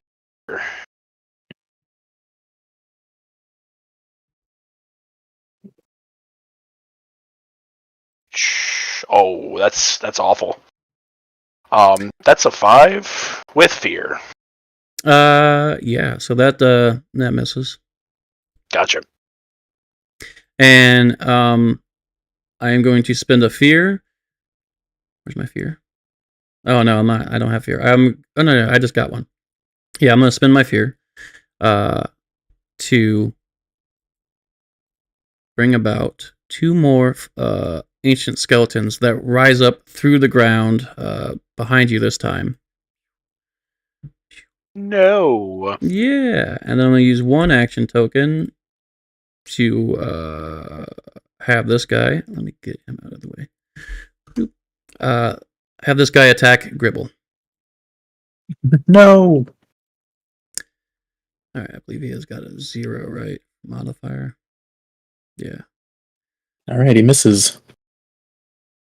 Oh no! Well, that's lame. But all right. Gribble's a jumpy boy. Yeah. He's jumping around, going oh. Hopping around. Sick. All right, cool. Whose turn is it now? I'll go. Okay, so Gribble is going to well, he's gonna try to run away. There's too many guys on him, so he's gonna see if he can dart between the spirits there. Run over there. And So, he's going to I will need you to make an agility check because there are enemies around you. Well, basically because where you're going is you're going through some enemies over to that area. So okay. It'll be easy. It's just going to be a 6 that you need to beat. Okay, so I roll the 2d10 for that? Yes. And then add your D12. agility modifier. Yeah. Gotcha. 2d12. Agility modifier is only 1. Nice. Got it with hope, though. Nice. Well, Very close. Just barely made it. Yeah, barely made it. Yeah, some of these, the Force Wraith and also the Skeleton kind of lunge at you as you move past, but you're able to, duck, dodge, and dip out of the way. Okay. So he's actually, I'm going to take a stress and enable my, my Warden of Elements ability of the Elemental Incarnation. So I mark a stress to embody an elemental spirit, which lasts for an hour or until I use it again. And I'm going to embody the elemental spirit of fire, which allows if an enemy tries to damage me in melee range, they will take 1d8 magical damage. Oh shit. So he's gonna... So he... As he moves away and just barely kind of scrapes by the raves lashing out at him, he moves his hands, and all of a sudden his body seems to glow with an inner flame. His eyes glowing, and the green of his skin actually changes to a smoky orange color, like a more deadly poisonous tree frog almost. And he kind of glows with what looks like a little burning fire within him. Sick, dude. Oh yeah. That's awesome. That's super cool that the druid has this elemental subclass, which is called Warden of Elements. So you can basically shape change into a fire elemental, earth, water, or air, and they all have different abilities or bonuses to them. So it's pretty sick. Yeah. Okay, cool. Do anything else? Can I make an attack roll? Also? Yeah, you can do that. And then after that, it's going to be Ryoto's turn. Okay, perfect. So he's going to use his hand runes to attack this wraith that tried to get him. So he's going to form, again, he's going with his standard water bubble attack, except now because he's on fire, it's more like a boiling water bubble. Steam, yeah. Yeah, it's like it's steaming, and there's bubbles rippling through it as he shoots it out. So let's see, that's a +2. Oof. 16 with fear. Oh, I actually think that hits. Yeah, you hit. Okay, and then that's a D10 +2. Alright, an 8. Alright, with fear, you hit with 8. 8 is just a little minor. Just to get a little splashing on him. Nothing crazy. He kind of, the way that his form, shifts, it's kind of hard to, really aim and hit him. But you do a little bit.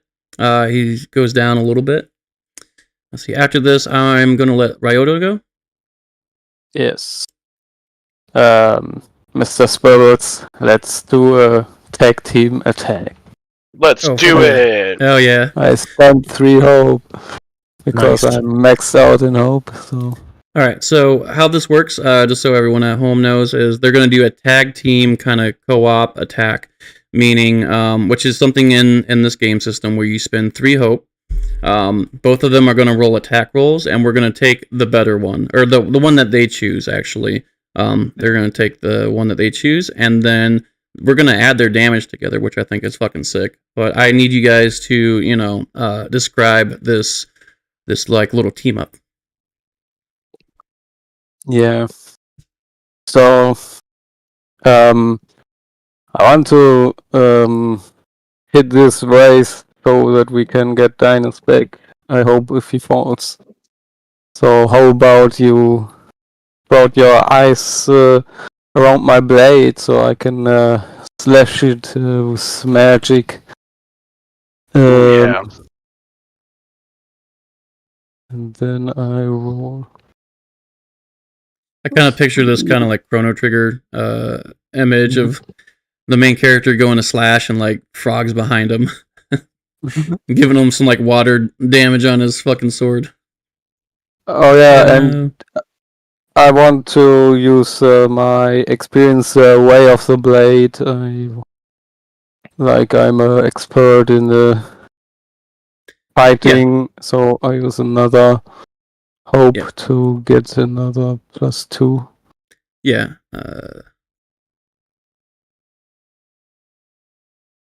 Oh, it's a crit. Oh, nice. Awesome. Let's So- see. So yeah, you rolled crit. So I imagine you guys are going to take that one. You're going to both take, the max of your damage dice as a modifier on top of your other modifiers for damage, and then just roll your damages, and we will add them together. Yes. Oh, let's go. Max damage. Yeah, dude, that's fucking sick. What is that? 29 points of damage? It's a lot, yeah. Yeah, fuck, dude. It's a severe amount of damage for him. So, just so you guys know, for the hit points, there's thresholds. So bloop, let me go to him. Bam. And these thresholds are basically how you're going to mark hit points away. So let's say Ryoto got a severe hit, all the way over to the right. It's like 15 points of damage or more. He would mark 3 hit points away from his 6. So, goes 1, 2, 3. So the Wraith himself loses 3 hit points. Bam. Whoops. Bam. Cool. He's looking pretty fucked up. All right, who's next? Avenge me. Thinks Bubbles wanted to go next. Yeah. Do it. Oh, yeah, I see. Alrighty. Yeah, I'm gonna try. I'm just gonna try to push this guy back again. The Wraith.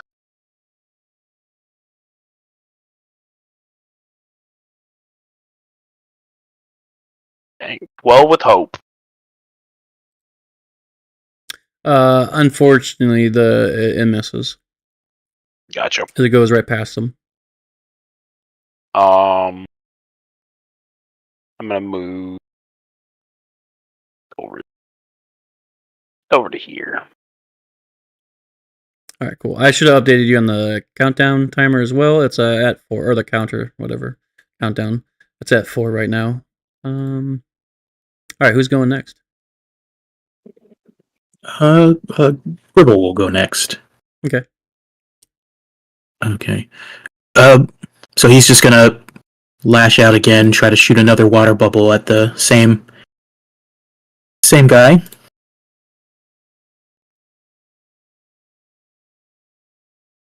Nice. 23 with fear. Yeah, you definitely hit. All right, perfect.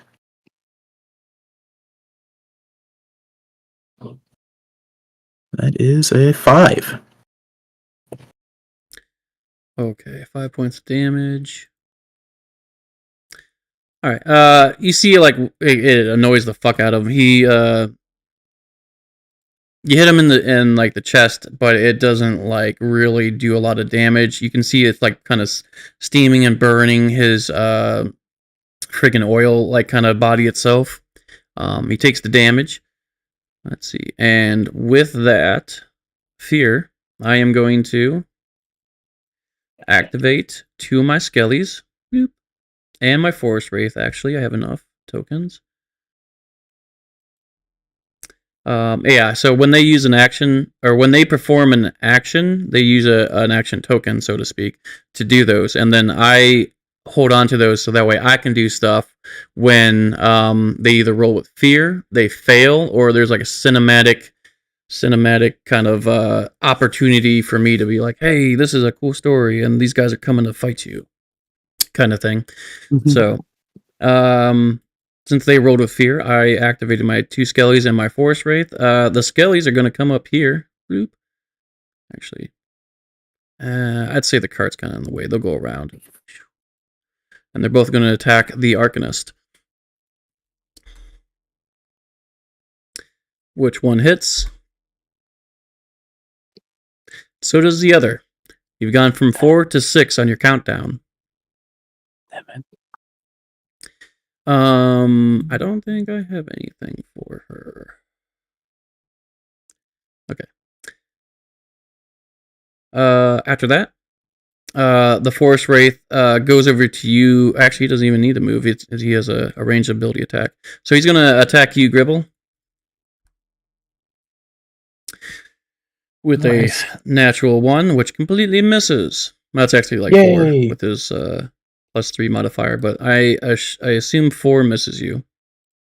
Yes. So, all right, cool. Let's go back to players. So it's Ryoto's turn. Yes, I want to fail this both ways once and for all. So I swing my katana against it.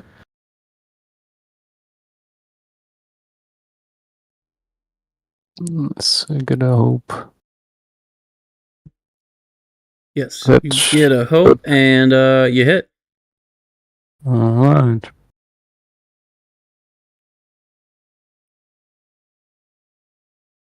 Ooh, 10 points of damage. Who are you attacking, the Skelly or the Forest Wraith? The fourth base. Okay, cool. Let's See, what is he at? Okay, and that is going to do enough. Tell me how you killed this thing. As like it like looks at you in the last moment, and all you see is this like kind of black skull with this oily substance that goes out from the skull itself down into this like moving body that floats around with the skelly arms. Yeah, I sent down my katana to split the skull in half, and yeah, and Katana. it's katana. Yeah. Yeah, cool, dude. Fucking nice. He is dead.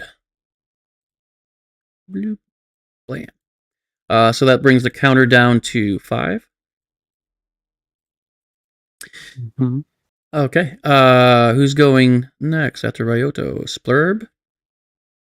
Yeah.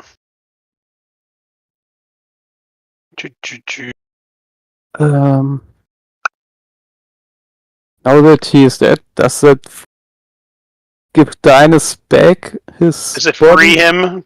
No. Does it free him? No, it doesn't. Oh, wow. Darn. What a- what a ability. Let's I just see. have the dead. That's just it. I just have the dead. Gribble, let's team up. We'll do a tag team attack. All right. I'm gonna spend 3 hope. I'm going to use my ice spikes to kind of give Gribble like a platform to kind of run off of. To do some kind of fiery attack against this wraith here. Okay. Alrighty. And then Gribble will use this ice spike that he's gonna use to kind of spring into the air, kind of flip over this wraith and shoot down blasts of boiling watery steam at this thing from the sky. Sick. Could Okay. DM, could I add my experience of don't underestimate my size, since we're Yes. both little frogmen? You can. Awesome. Yeah, so I say you like shoot out this ice spike, which Gribble just like immediately like jumps onto, rides it over to the wraith, and like flips off and does his attack as the ice spike itself hits the wraith. Oh, I mean, potentially. That is an 18 from me with hope. Okay. Yeah. And I rolled an 11 with fear, so probably should use the 18. Yep. Sounds good. We'll take that. 6 points of damage. All right, and Yeah, +6, right? Because it's. Oh no! I'm sorry. That's not a crit. Yeah, I don't know why I thought it was a crit for a second. No, you're good. Because the last one was on. all right, 69 damage. Nice. Oh yeah. Not Let's see, really. what is that? 15. Okay. But that's also good. Bam. All right, this guy's looking pretty fucked up and bloodied. Who's going next? Gribble will go again. He's gonna keep hopping away from the wraith, but he's gonna shoot off another blast of his hand rune attack again. Okay. 17 with fear. Cool. Let me mark that. You hit. Alrighty. Man, remember when we were just rolling hope before? Yeah. Right. Mm-hmm. Oof, just a 4. On the wraith. Yeah, just a 4 on the wraith. Okay, cool. Yeah, no. He takes another point of damage. Who's next? Oh no, I'm gonna go next. I am going to activate. What do I got? That's not my one. That's not my counter. I have 3. Okay, so I'm going to do 2 more skellies that pop up.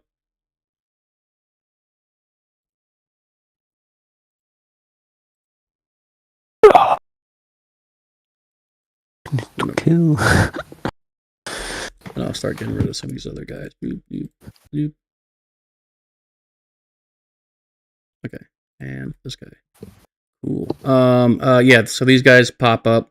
This one goes for you, Gribble, and this one pops up right next to you, Splurb, so he attacks. Ah! Alright, so against Splurb, 7. Aha! It's below my evasion. Oh yeah, so he misses. Against Gribble, it's going to be an 11. Okay, that will hit.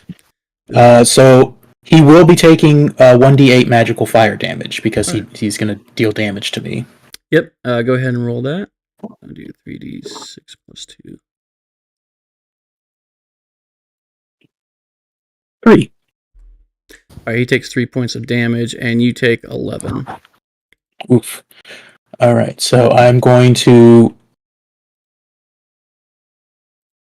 let's see. I'm going to use some armor to try to reduce that. Alright, and you have 3 armor for the armor that you have on, so you're able to take away 3 points of damage using your armor slot. Okay, and that should put it below a minor threshold of damage, so I'll only take 1 hit point.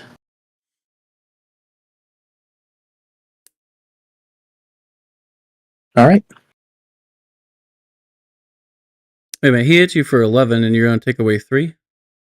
Yeah. That's going to be 8. Yep, and my major... Right. Yeah, my major is 9, so it should put it below that, so I only take 1 hit point. Awesome, dude. Oh, yeah. Okay, next is somebody rolled. Gribble? Yeah. Me. Oh, yeah, I'm right. sorry. Sorry, Ryodu. All good. Yeah, I attack this skeleton right next to me. So let's go and roll with the way of the blade. So I use 1 hope. Critical. Nice. Nice. Nice. Yeah, so I get that hope back, and I deal a lot of damage. Oh, max damage. Awesome, 19 dude. damage. Cool. How do you kill him? I make 3 quick strikes across his whole body, and so he turns into a pile of bones. Oh yeah, cool. All right, Gribble, it's your turn. Okay. So Gribble is going to use his vicious entanglement again and get this skeleton.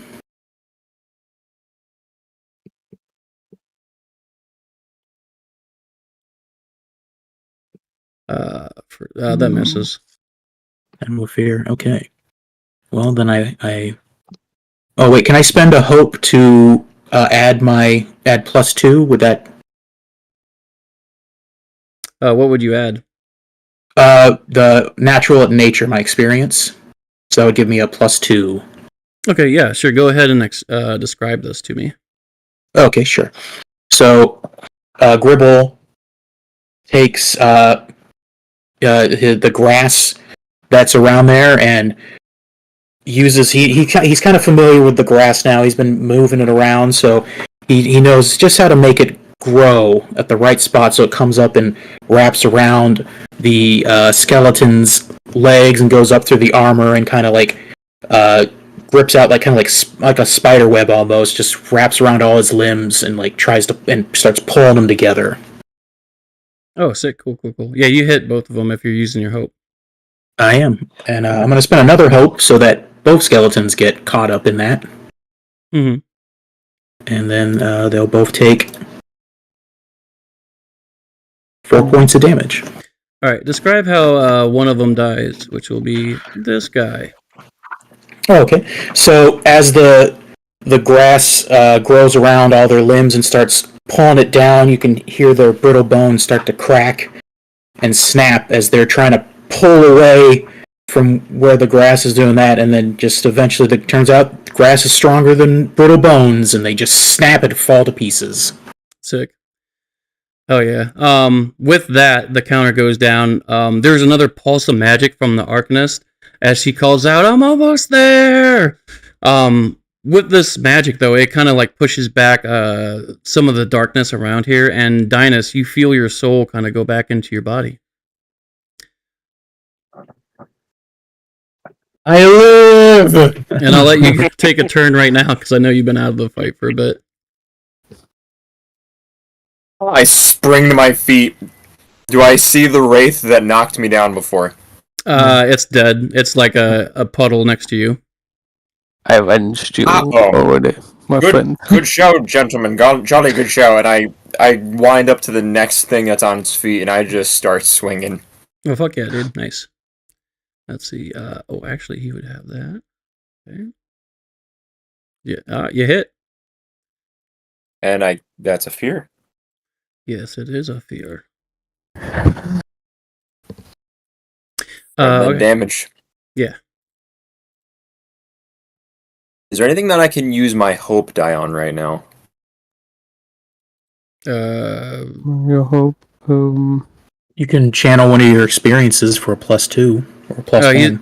He already hit. Oh, okay. And to just do an extra chunk. Yeah, I don't know. Damage. I don't really what? see anything. Not, okay. I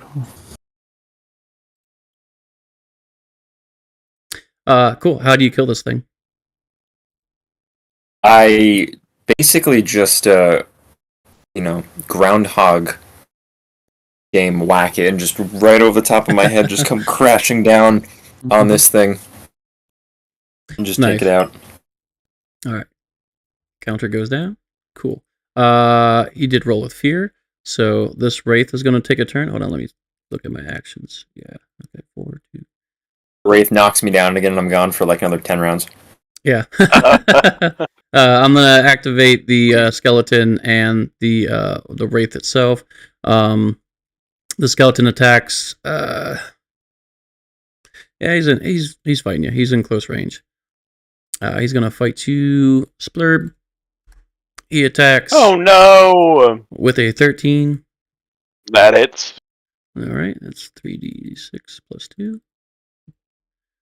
Right. Yep. Bam. For 10 points of damage, as he comes up to you and just like brings his sword from like the bottom to the up and slicing you that way. Yeah, that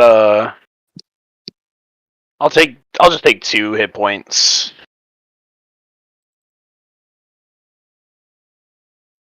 Okay, and then the forest wraith, fuck, it's also gonna go after you, man, because you fucked it up. I know you both fucked it up. Oh no! Okay, so there's that. I need to add a +3 to that, so that would be 12 to hit, actually. That does hit. Ooh, very nice. Let's see what I can do with him. Bloop, bloop, bloop. Okay, oh, okay. So, this guy hits you, and what it does is similar to, what it did to Dynas. Not push your soul out, but actually go up and like put its hands over your head. And I need you to describe to me one of the like, most terrifying moments in your life from your childhood. Ooh. Okay. I'd have to say, probably while learning some of the magic that I know, one of my spells went awry and completely just like destroyed half of our family home, and I knew I was going to get in so much trouble, and just terrified me. Mm-hmm. Nice. That memory comes like full front to your mind as this thing grabs you and does psychic damage to you, basically, for 12 points. Oh, okay. I'm going to use use 3 armor slots Okay.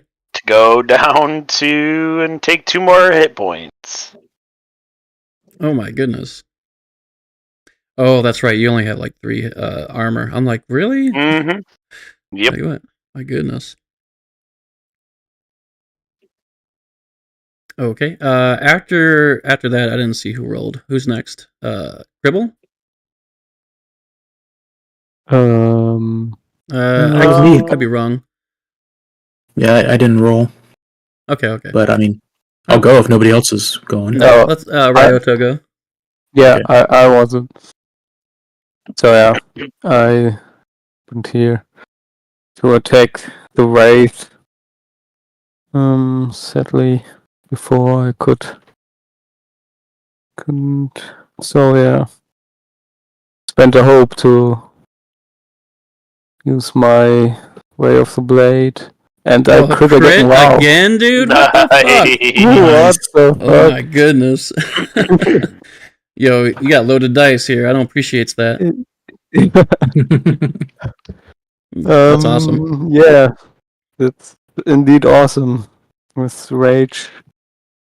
No, I'm a samurai. I have no rage. But with skill and demeanor, I bring an upward swing to the wraith to split the skull to as I rush to it, and yeah. Okay. You go up and you split him like right down the middle through the skull. Yes. And he is dead. All right, so we are down another one.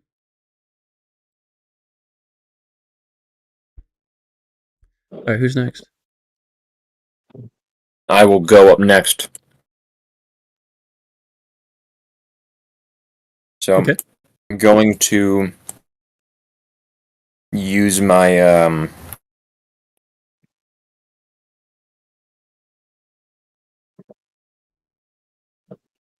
trying to figure out what I want to do here.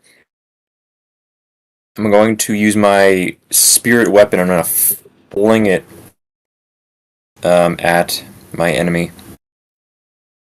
Cool. Which is part of your subclass for Seraph, which is Divine Wielder. When you have a melee weapon equipped, if it can fly from your hand to strike an enemy and return to you.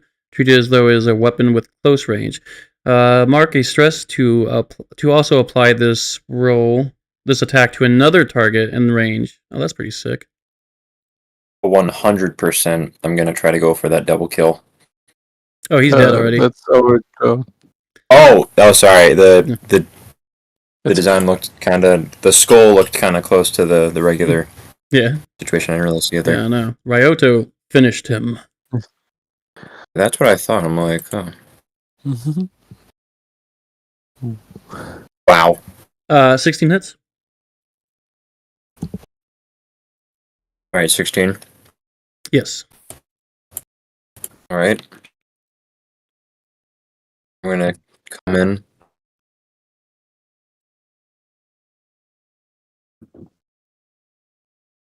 It's 10 damage.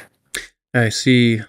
How does Dinas kill him with his spirit weapon? It's almost kind of like, you know, the hammer throws in the Olympics where they just kind of like spin it around for a little bit and then just launch it? Yeah. Is that I feel like it would just kind of like go through Splurbles and Ryudo, and then it would just kind of like Thor recall back to Dinas. Yeah. Sick. Yeah, so the Skelly like goes over to here from the force of your hammer or your spirit weapon throw, and then comes back into your hand. Nice. All right. He's dead. And let me go down here. Wait a minute. What did I do? Oh, as you deliver a powerful blow, the ritual ends.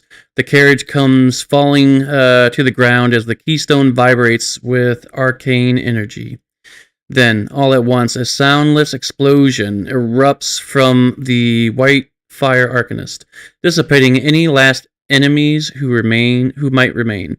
The clearing is quiet once again. So this has me skip back to the treehouse. But is there anything you guys want me to do or say right here? As you just watch the Arcanist, who's like the 7-foot like human fairy, glowing like bright, and just kind of levitating the carriage that has the keystone in it. And boom, like there's no sound, but there's like that kind of like sound wave explosion you see in movies, you know, go on. And the cart falls to the ground. We did it, boys. We did it. Good show. Jolly good show. All right. Anything else? Back inside the treehouse, not but an hour later, the keystone sits suspended carefully above a rumbling fire in the hearth. The Arcanist, who looks even older now than she did before, sits cross-legged in an overstuffed chair. There is an exhaustion in her voice as she speaks. You fought hard. I'm not surprised, of course. The king keeps good company. I'm very glad you were there.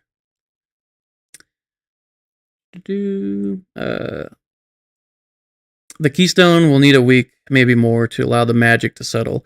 I'll need to watch it carefully to ensure nothing cracks or becomes sentient or anything like that. You know how it is. And in the meantime, after you rest and gather yourselves, have a nice hot meal and a warm bath. I have one more thing to ask of you. Let's see.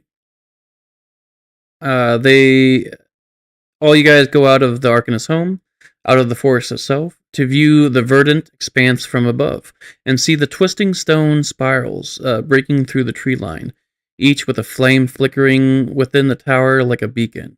She continues, speaking. There's a spire, just west of here, maybe a few hours' walk. I felt it on the way to the ritual. It has power. Its power was strange. The light felt weaker than it should be. I think something might be terribly wrong with the spire keeper. And I fear what will happen if its fires extinguish altogether. When you're ready, come back, and I'll give you a map so you can make it there safely. It's good to have heroes in Sablewood again.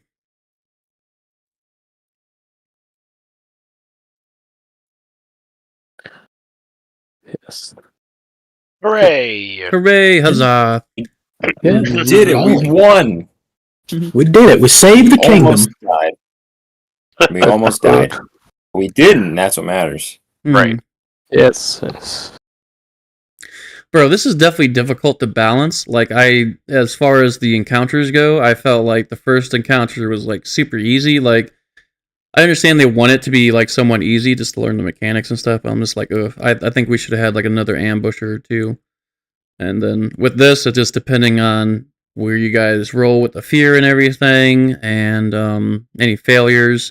I had a good bit of action tokens and a little bit of fear, so that's pretty cool. I'm glad I almost killed one of you. Yeah. You're welcome. Happy to play the part. Yeah. Yo, I felt real bad, Smiles trying to take you out in the fight just then, but it's just like, this is what they would do. They would take out, like, the tank and try to kill the squishies. I completely understand. It was just like, in a lot of cases, though, like, you know, if we're talking like D&D versus, you know, Daggerheart, like, it just really surprised me, like, how it's like, oh, there's like no saving throw, no nothing. It literally, like you said, like, I am out until the fight. Like, I'm out until, like, the counter had to go down to 1, but since it's out of 8, I homebrewed it to 3. And I'm just like, bro, if I do this in the beginning, I don't want them to wait till 7 enemies get killed. I'll wait till 4 or so, you know, like that's Yeah. a little better. I think that's a weird. You're just super. Oh, sorry. Sorry. I think that's a weird choice for this game. It's supposed to be very narrative to like lock down a player like that, that they can't do anything. Seems like there should have been something like Dinah could have been doing as a ghost to like help. Maybe if if he couldn't attack directly, maybe he could have been doing something to like. Or at least he could have been fighting the spirits directly. You know what I mean? Because we had the two ghosts. Maybe he can no longer interact with the skeletons, but he could still attack the ghost or something. That's not on you. That's on, I think, a game oversight. Yeah, I wouldn't mind. I'm like, surprised that I didn't have like a saving throw or something that like I couldn't make at the end of my turn. There was like literally nothing that they can get me out of it. Even with like you know, sleep in D&D, like that spell, it's like someone can shake you out of it. And even though there's no saving throw, there's still a way to get out of it. Yeah. Like, my thought is like, what if that thing got all of us? Like if our luck just really sucked and that thing's like got you, and then the Arcanist is like, well, I guess I'm just screwed.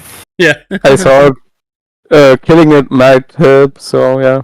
But that would be a thing maybe, but no, apparently not. Yeah, I know this is like that mechanic was specific for this campaign because it talked about the dice, but I would rather see something like that be a dice roll on my part, being like, I'm gonna roll 2d4 and see what I get, and that's how many like basic turns that you're out for. So you know, all your players can just like boom, go right off the bat with like doing quick attacks. I can maybe like do a few attacks myself, and then eventually you'll come out of that. And we don't have to worry about enemies dying and getting the ritual countdown down. So from the GM standpoint, like the mechanic of that particular wraith, like what was the like action economy that needed to happen for the attack to go off? All right, pass through. Spend 2 fear and make an attack roll against a target in melee. On success, the Forest Wraith passes through the target, pushing their soul from their body momentarily. They cannot act again until the ritual countdown ticks down 1 value. So I just had to spend 2 fear. Yeah, so if you like racked up fear, you could have done that potentially to all 4 of us. Yeah, absolutely. And we would have been screwed. Yeah. Okay. I was I was just that's where I was like trying to understand. I mean, for me, like I don't get to play games often. I'm usually the forever GM, so like knowing that information is interesting for me if I ever want to run something to like maybe work on changing the rules of that, homebrewing it a little bit, and switching it up. Yeah, for sure. But like I said in the near the beginning of this episode, this is an open beta. They're gonna make changes, alter stuff. You know, there's a Discord for this. A lot of people are talking about the rules and everything, so they're listening. They also have really good feedback support through their websites. To get this game, it's absolutely free right now. You go to daggerheart.com or you can go to demiplane.com. I prefer Demiplane because that's where you can go and create a character and read all the information of the classes, the spells, the domain cards, everything. A lot easier. I guess for me, I don't know. I don't know if OCD, ADHD, or any of the other letters, but like I like being able to see like the cards and the descriptions, how they were like written out and everything. It like a lot quicker for me to understand what I can do with this character. Yeah, I was using that myself. I had both the character sheets kind of open in my second window here. Yeah. So I'm just going mostly using the demi-plane sheet though, because it had just everything kind of in order, all the abilities set up. Whereas it's not quite fully integrated into the Forge here yet. Yeah, absolutely. All this stuff with like the mechanics and stuff, I kind of like threw in there just to like have you guys not have to alt tab if you didn't want to. You can track everything within the character sheet, but it didn't like look that great. The macro though is from one of the other DMs and the channel that I am a DM in. Which is the Daggerheart Experience, and their name, I want to give them like a little shout out in case they watch this. Oh my god, there's so many channels in here. Is Lyrial. She's a great artist too. But she made this macro. She's been like doing all this shit for I think Diablo 3.5 or sooner. I don't know. She has a plethora of TTRPG games that she's played, but she made this like little macro right here, so that way it rolls everything, and it also has some prompts which hasn't been shown to the peoples, and I will do that right now. Let me hold on. What did I do? I fucked it up. Oop. Okay.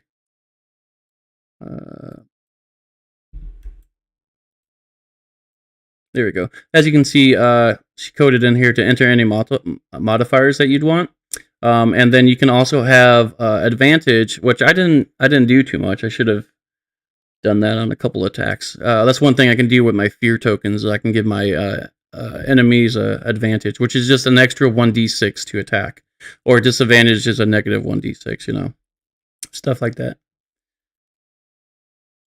Yeah. What else do you guys think about this game system? I know it's a little clunky in the beginning. I appreciate everyone who's still here watching this. New systems are often like kind of clunky and shitty. So, what am I? I mean, I like it. Yeah. Yeah, I definitely think.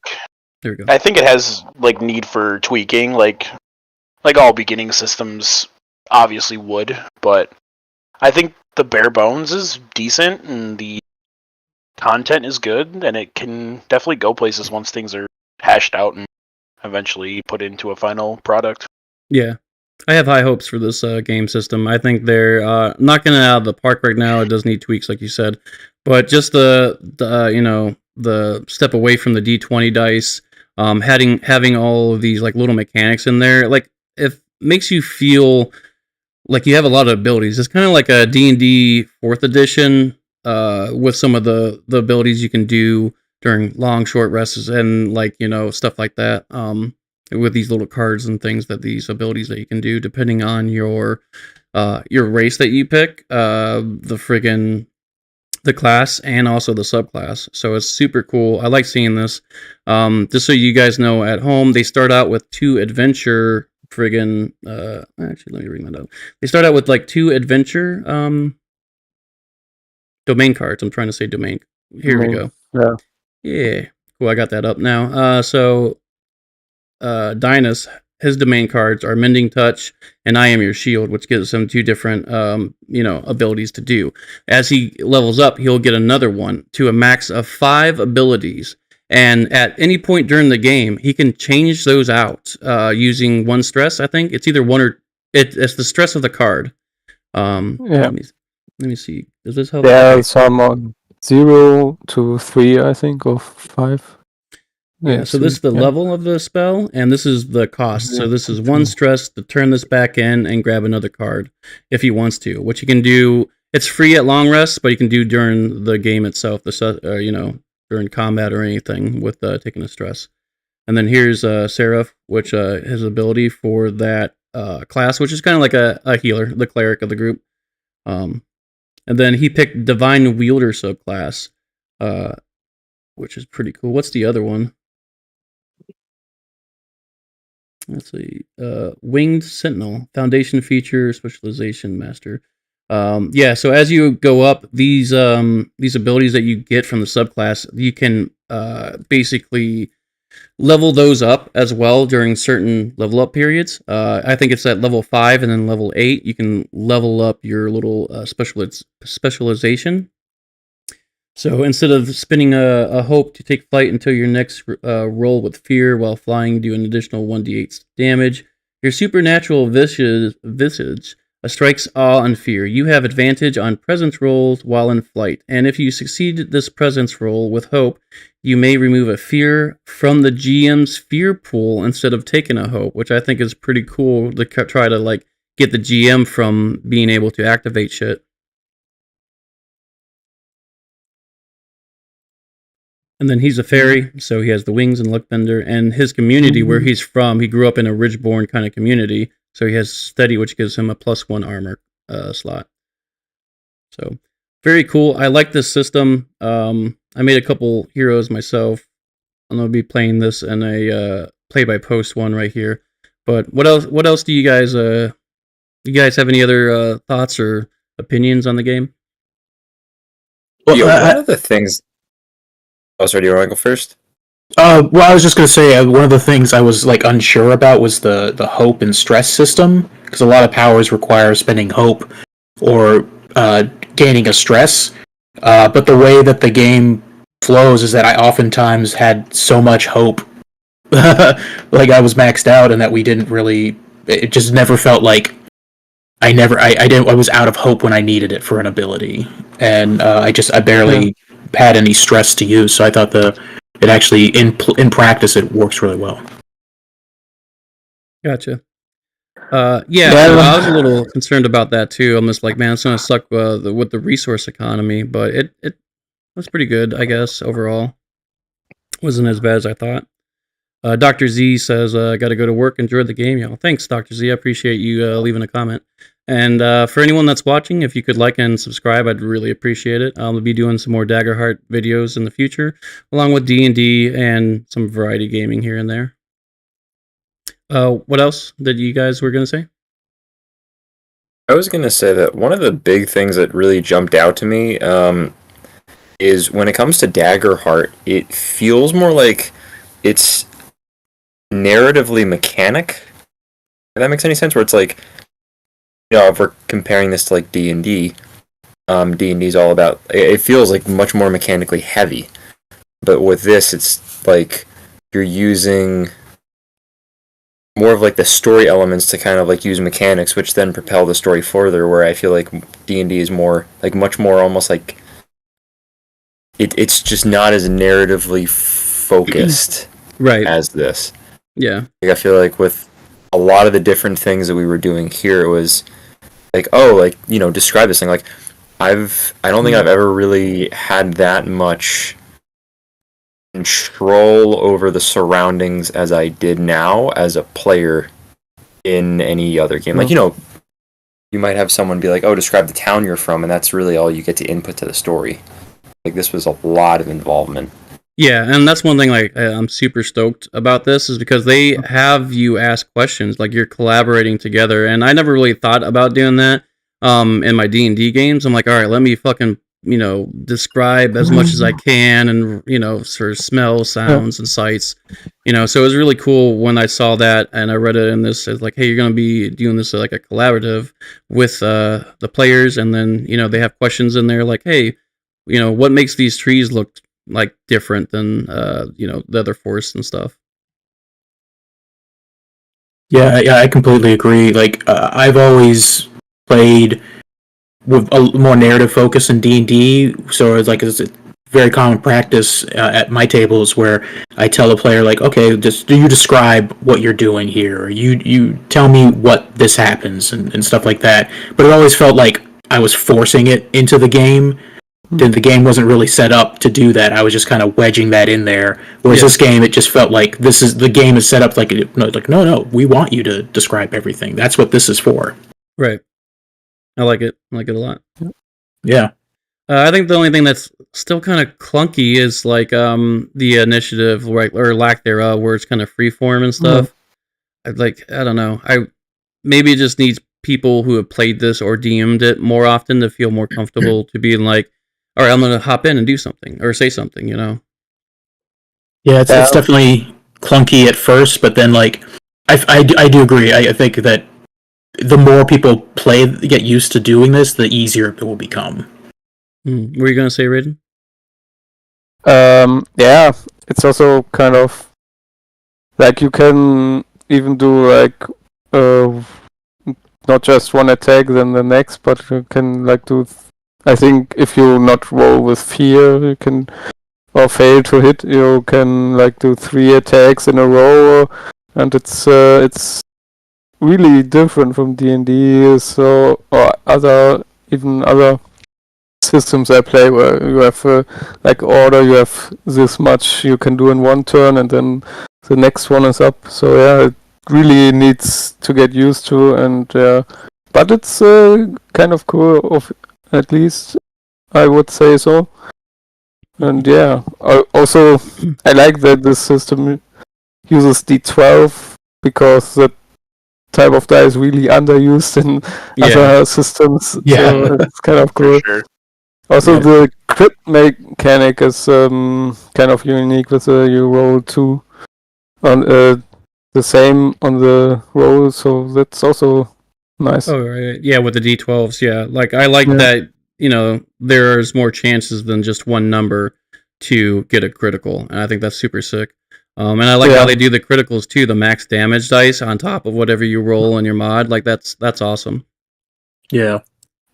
Oh, and one thing I always appreciate is that this system has an actual armor system, unlike D&D, where your armor is just bumping up your stat to not be hit. But here you can actually use it to lay off some damage, which is always feels a lot more a lot better than just having armor and then you lose the armor and then you have like already like you're so easy to hit because you need your armor to not get hit. Like it's so much better. I like it a lot. Yeah, I like the evasion and the armor slots. I think that's pretty cool. And I like how you can be a wizard in full plate armor and shit too. Yeah, like true. Yeah, that's nice too. Yeah, I just like the different, combos you can do, I guess. Combination of cards, your subclass, what class you're going to go for. And then I just like how everything adds something to your character, whether it's your class, subclass, your race, where you're from, and then your domain cards. Which with your domain cards, as you can see here on my sheet, I have 2 from whatever this is. I forget if that's Valor. I think that's Valor. But we can get from different domains, basically. Yeah, every class has 2 domains, right? Yeah, that they and share. You can also multi-class at later levels, so... Yes, at level 5, you can start the multi-class. Yeah. And then you can multi-class further at level 8. But you basically have, just those 2, huge come-ups as far as, hey, are you going to specialize in your subclass already, or are you going to, multi-class? Yeah. But yeah, so this is all from Valor, which I am picking from. I got the I Am Your Shield on my character as well. But you can see, the levels for these. They're fucking sick. At level 10, I'm unbreakable. When you mark your last hit point, instead of making a death move, you may roll a 1d6 and clear that many marked hit points. then put this card into your vault. I'm just like, bro, that's like an awesome like come up, or like orc ability, I guess you would say. I forget what they're called. Like when you go down, you come back up at 1 hit point. Yeah. Oh, relentless endurance. Yeah, like a relentless endurance. I'm just like, that's pretty cool. I like this stuff. But as you can see, there's Arcana, Blade, Bone, Codex, Grace, Midnight, Sage, Splendor, and Valor. So, and each class gets 2 of them. Mine is Valor and I think Blade. It's either Valor and Blade or Valor and Bone. It's Bone. Blade. I'm sorry, it's Blade. But, all right. Anything else, guys? No, I think that's so. I think that's it. Yeah. Yeah. All right, cool. Thank you, everyone, again, for, sticking this out and listening to us play. I know it's a little clunky, but, we're just getting started. I hope to be back soon with some more Daggerheart videos. I'm still editing the Dungeon and Dragons campaign that I'm running, the Lost Mines of Fendelver, All That Skitters, and the Dark, which is going to be just the Lost Mines Foundation. We're going to run through that with some heavily homebrewed stuff as far as like their backstories, backgrounds, and stuff, and weaved into the story. And then after that, we're going straight homebrew with the story after that. So hope you guys come and check those out. Really happy doing this, and I hope you guys are happy playing, and I hope the audience was happy watching us. I hope you guys take care of yourselves and each other, and I look forward to any comments that you guys leave below. And with that, I think we will end this stream. Okay, bye. Bye. Bye. Bye. Thanks for hanging. Yeah.